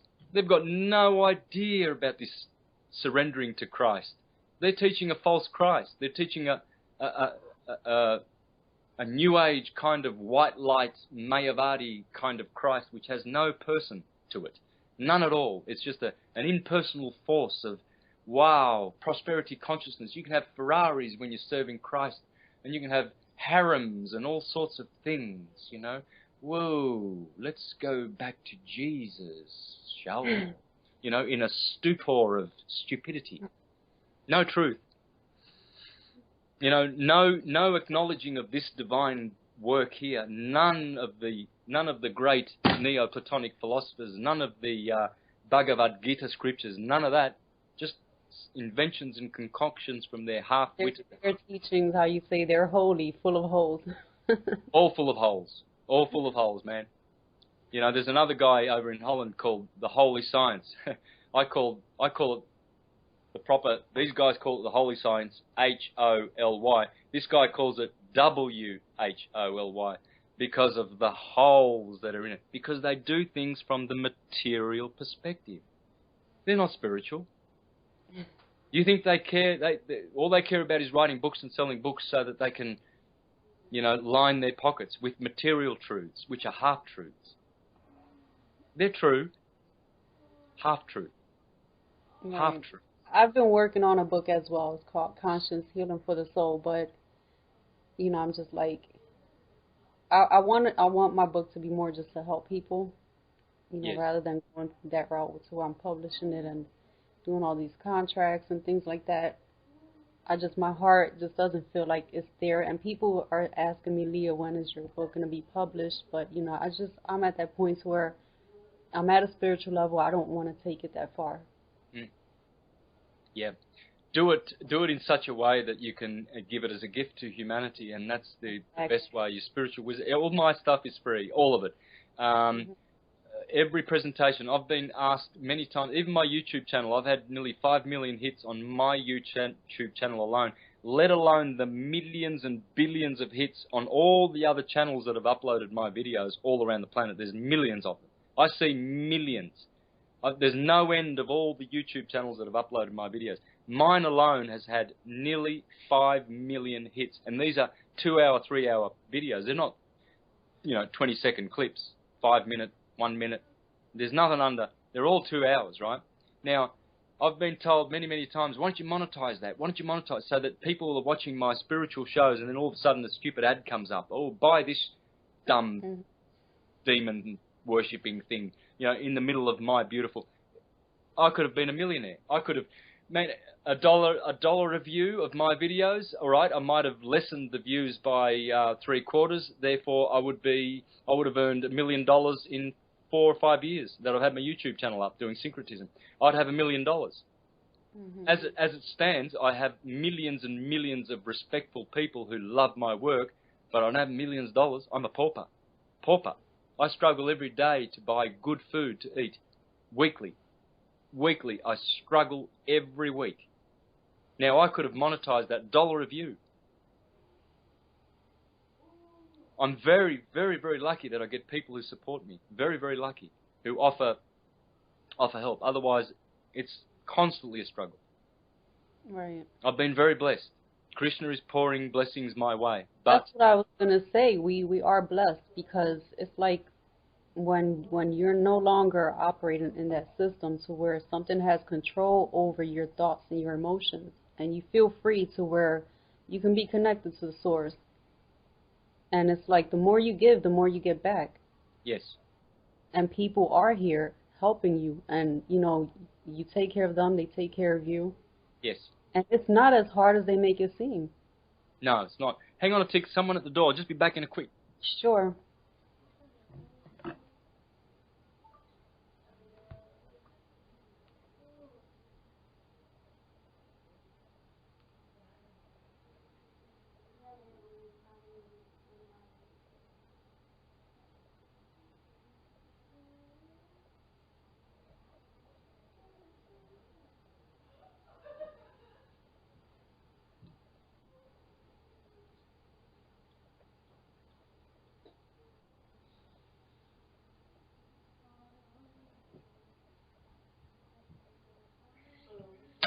Okay.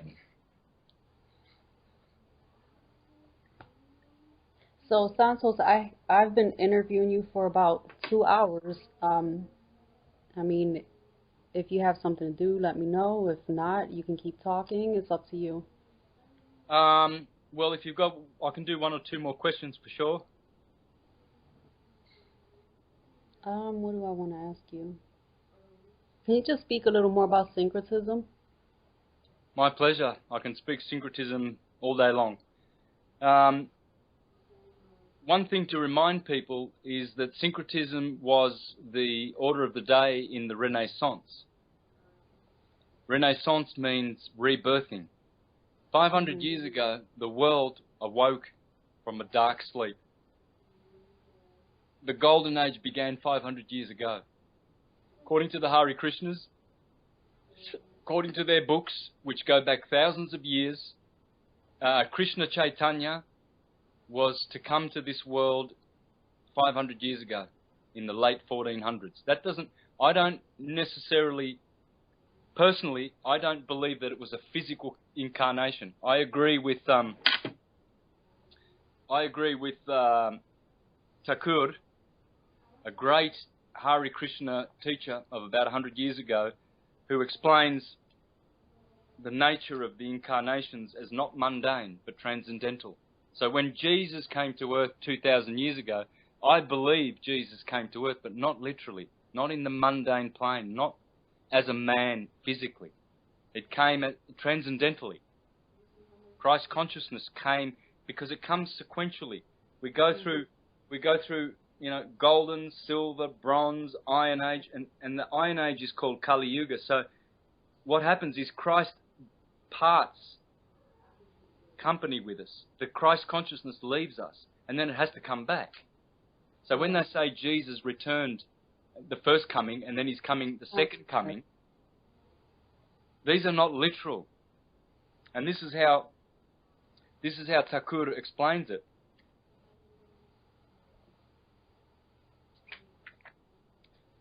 He says, speaking about the incarnation of Krishna, okay? So someone's asking him a question. He's saying, Sri Krishna takes birth, performs activities, and gives up his body. So how can his form be eternal?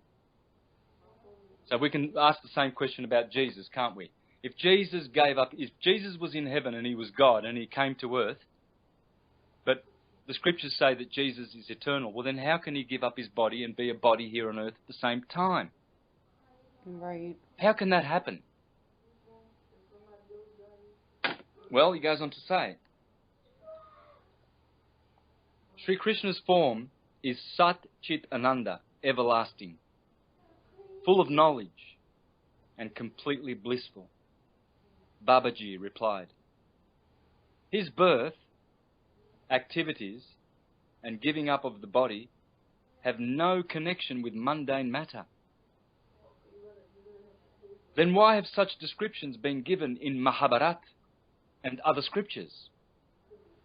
Same could be said about Jesus. Why does it say that Jesus was born in a manger? At 12 he went to the temple. At 30 he got baptized and he had all his disciples and he walked on the circuit of Galilee and he did this and he cured and he did...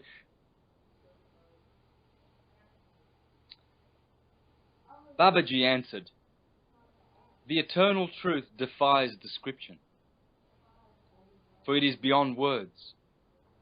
The pure soul, in his spiritual aspect, sees the transcendental form and pastimes of Sri Krishna. When he describes that supreme reality through words, it appears like worldly, mundane history. Those who are capable of extracting the essence from the scriptures, like the Mahabharata, experience Krishna's pastime in a specific way. However, when people of mundane intelligence hear these descriptions, they interpret them in different ways. So this is why you see people, they will kill you for your historical Jesus. Oh, Jesus came 2,000 years, take this knife in your heart, you're dead because you didn't believe that. Well, they're the ones that are arguing. The Baptists are arguing because they reckon he sneezed. The Jehovah's Witnesses reckon he coughed. The Mormons reckon he burped. Someone else says he farted. And they're killing each other because, no, he sneezed. Oh, the scripture says he burped. Oh, but when he walked on the earth, history's gone. History's dead, dead, dead, dead. There is no history. It's dead. Even if Jesus did come, so diddly squat diddly what? Means nothing. It's the eternal Christ.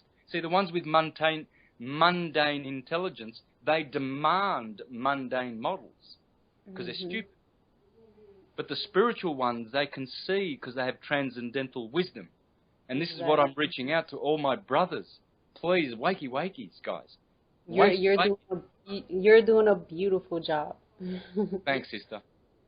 Maybe I'm a little bit too airy and bitter. No, you're. I mean, look where I'm at now. I mean, I discovered you about 3 years ago, and this is right after my awakening. And I knew nothing about Kundalini awakening. I knew nothing about the Bible. I mean, absolutely nothing. And it's just couldn't have been more synchronistic because it's like I found you, and then I drifted off a little bit, and then I was researching other information that just didn't seem to make sense to me. And no matter what, I would always find myself back, looking at your videos, and I have my book right here. And it's like I write down so much of what you say right here. I'm carrying a galaxy in my body. My body must be electricity charged by loving my body with electrical force. It must be integral. If my body has too much toxins, my DNA will be damaged. And I just write little notes to myself, transform my health now. Divinity comes from the word divide, which is dealing with the divinity of divided, polarized force, electricity. Any God that has a name is the electrical God of the universe. The creator God is an acronym for generation, operation, dissolution, etc. Yeah, that is my words, and those are not my words. On the other hand, because those are words that come from the research that I've done. See, many people don't do any research, so they have got nothing to refer to. So, yes, that's the electrical God. Any God that has a name, these are demigods. They're all part of the electrical external world of Krishna. Krishna has two worlds. There's a whole spiritual world with spiritual planets everywhere out there. 2/3, 3/4 of a creation is spiritual. 1/4 only is physical. And it's full of physical universes everywhere, like our universe. And so, but I wanted to read something from the scriptures here, from the Jehovah's Witness Bible. Get this, okay? I was speaking about the mundane history and the spiritual, the difference. You see, the material mind, they demand, like little children, they understand Santa Claus as a real man. But when you grow up, they understand Santa Claus on a different level because now their minds are matured, right? So this is what it says in Galatians chapter 4, verse 21. I urge anyone to take their Bibles out and to Galatians chapter 4 and see what the Apostle Paul says. He says in verse 24, "These things stand as a symbolic drama." That's all I'll read. I'll just read that. These things, he was talking about Sarah and Hagar, Sarah, our mother above, Hagar, our worldly mother, so on and so forth. And he says, these things are an allegory, a symbolic drama. So the Bible itself tells us these stories of Sarah and Hagar and Abraham, they're not literal. It's not mundane history. They're archetypes. It's an allegory. It has anagogic wisdom attached to it, but only for those who have eyes to see and ears to hear. This is the sad thing that breaks my heart. This is the sad thing that is crippling humanity, because they're believing their churches, which are teaching nothing but demon teachings. The Jehovah's Witnesses teach nothing but demon-inspired teachings, and all the Jehovah's Witnesses, they think they're going to be saved. Santos, what books would you recommend for people to start, reading? I'd read the Bible in the Quran and Bhagavad Gita, Srimad Bhagavatam. Bhagavad Gita, the Hare Krishna version is the best one. Virgin, it is a virgin, it's pure. As it is. Bhagavad Gita, as it is. Why? Because the Hare Krishnas, first of all, they're not meat eaters. And it's very, very hard to find a religion that will stick to this truth. And because they do, they should be honoured. We should be honouring the Hare Krishnas, because they teach it's an aberration, a disgusting, filthy, demonic aberration practice to eat dead carcasses. And the reason why I recommend this version is because it's a personalist version, where Krishna is. You can also find that on YouTube as an audio. Yes, I've got all the devotional Krishna audio books. If you want any, let me know. I've got Bhagavad Gita. I've got Jaiva Dharma. I've got Srimad Bhagavatam. You speak about Walter Russell, and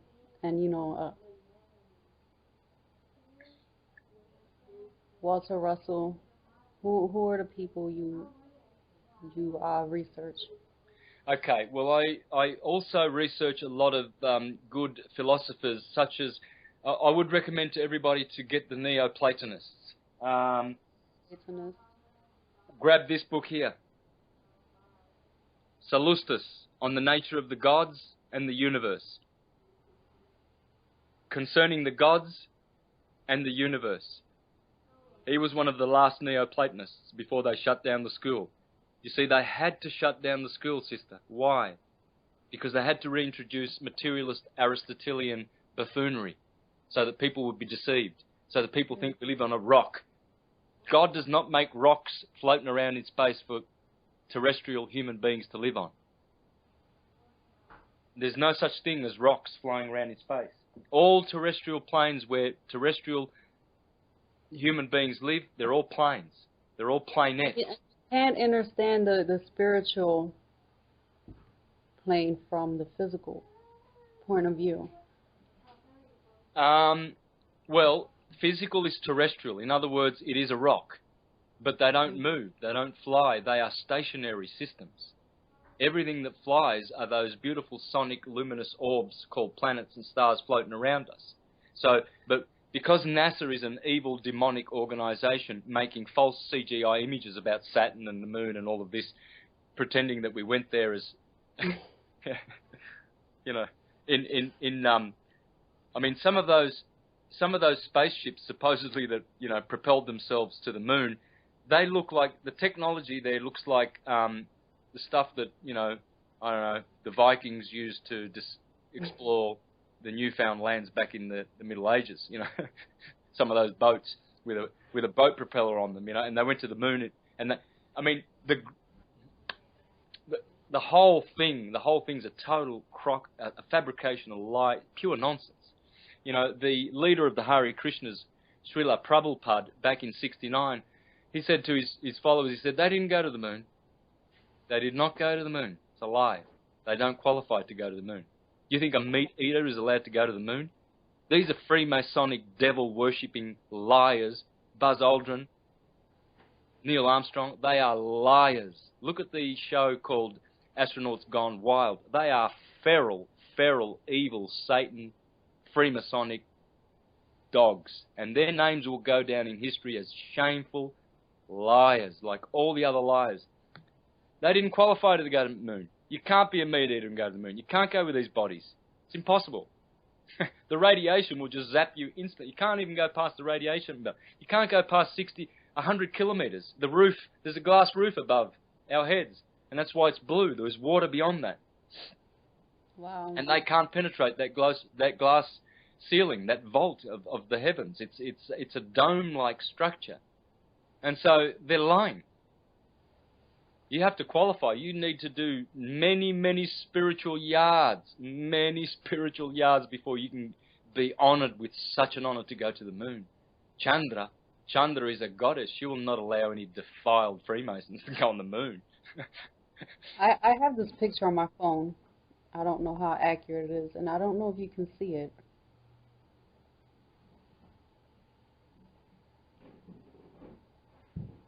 Yeah. Ah, yes, that's the flat horizon. Is that right? Yeah. Yeah. It's flat. There's no curve. There is no curve. None at all. No curvature on the plane. None at all. So you can go. talk about glass. What do you mean glass? Well, the sun is enclosed by some kind of a glass structure. That's how rainbows occur. There can only be some kind of a mirror-like or glass-like structure surrounding the sun, or behind the sun, surrounding it. I don't know, for rainbows to occur. There's many indications that there's a glass something surrounding the sun. That's why we see sundogs too, and we see halos around the sun, the moon. This is all has to do with this glass dome that is above our heads. The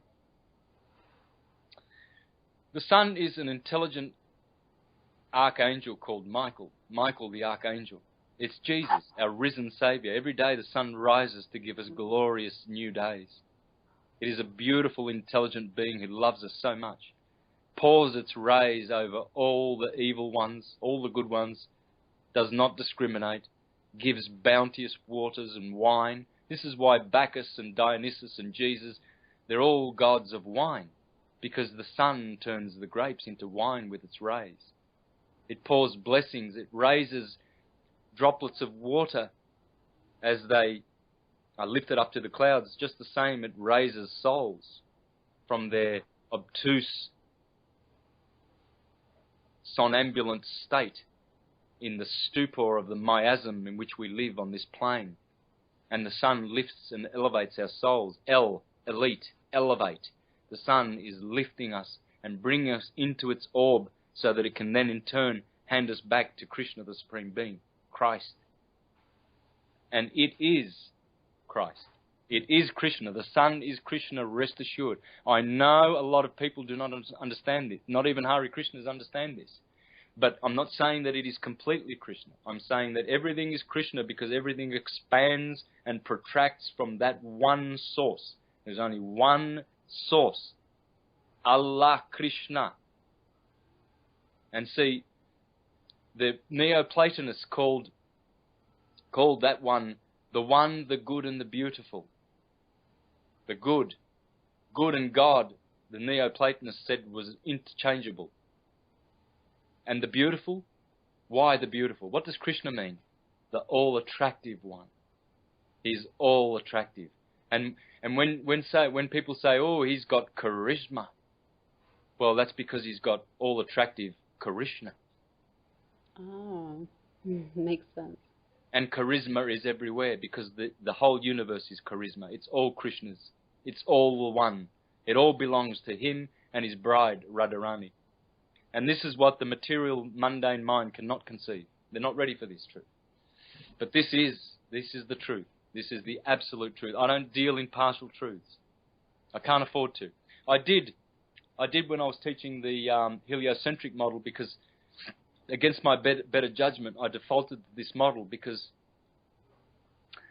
well, I don't know why. I really don't. Maybe I understood it better than I understood the flat, because I've known about the flat earth since I was a kid. I used to laugh about it all the time, as a Jehovah's Witness. Ha ha, the ancients used to think the earth was flat. Now we know it's round, blah, blah, blah. So eventually I just stopped laughing and took it seriously. And that's what will happen with all the ones that are mocking it. You see these people coming out half-cocked. Oh, we're going to debunk Santos and his flat earth now. It's not mine.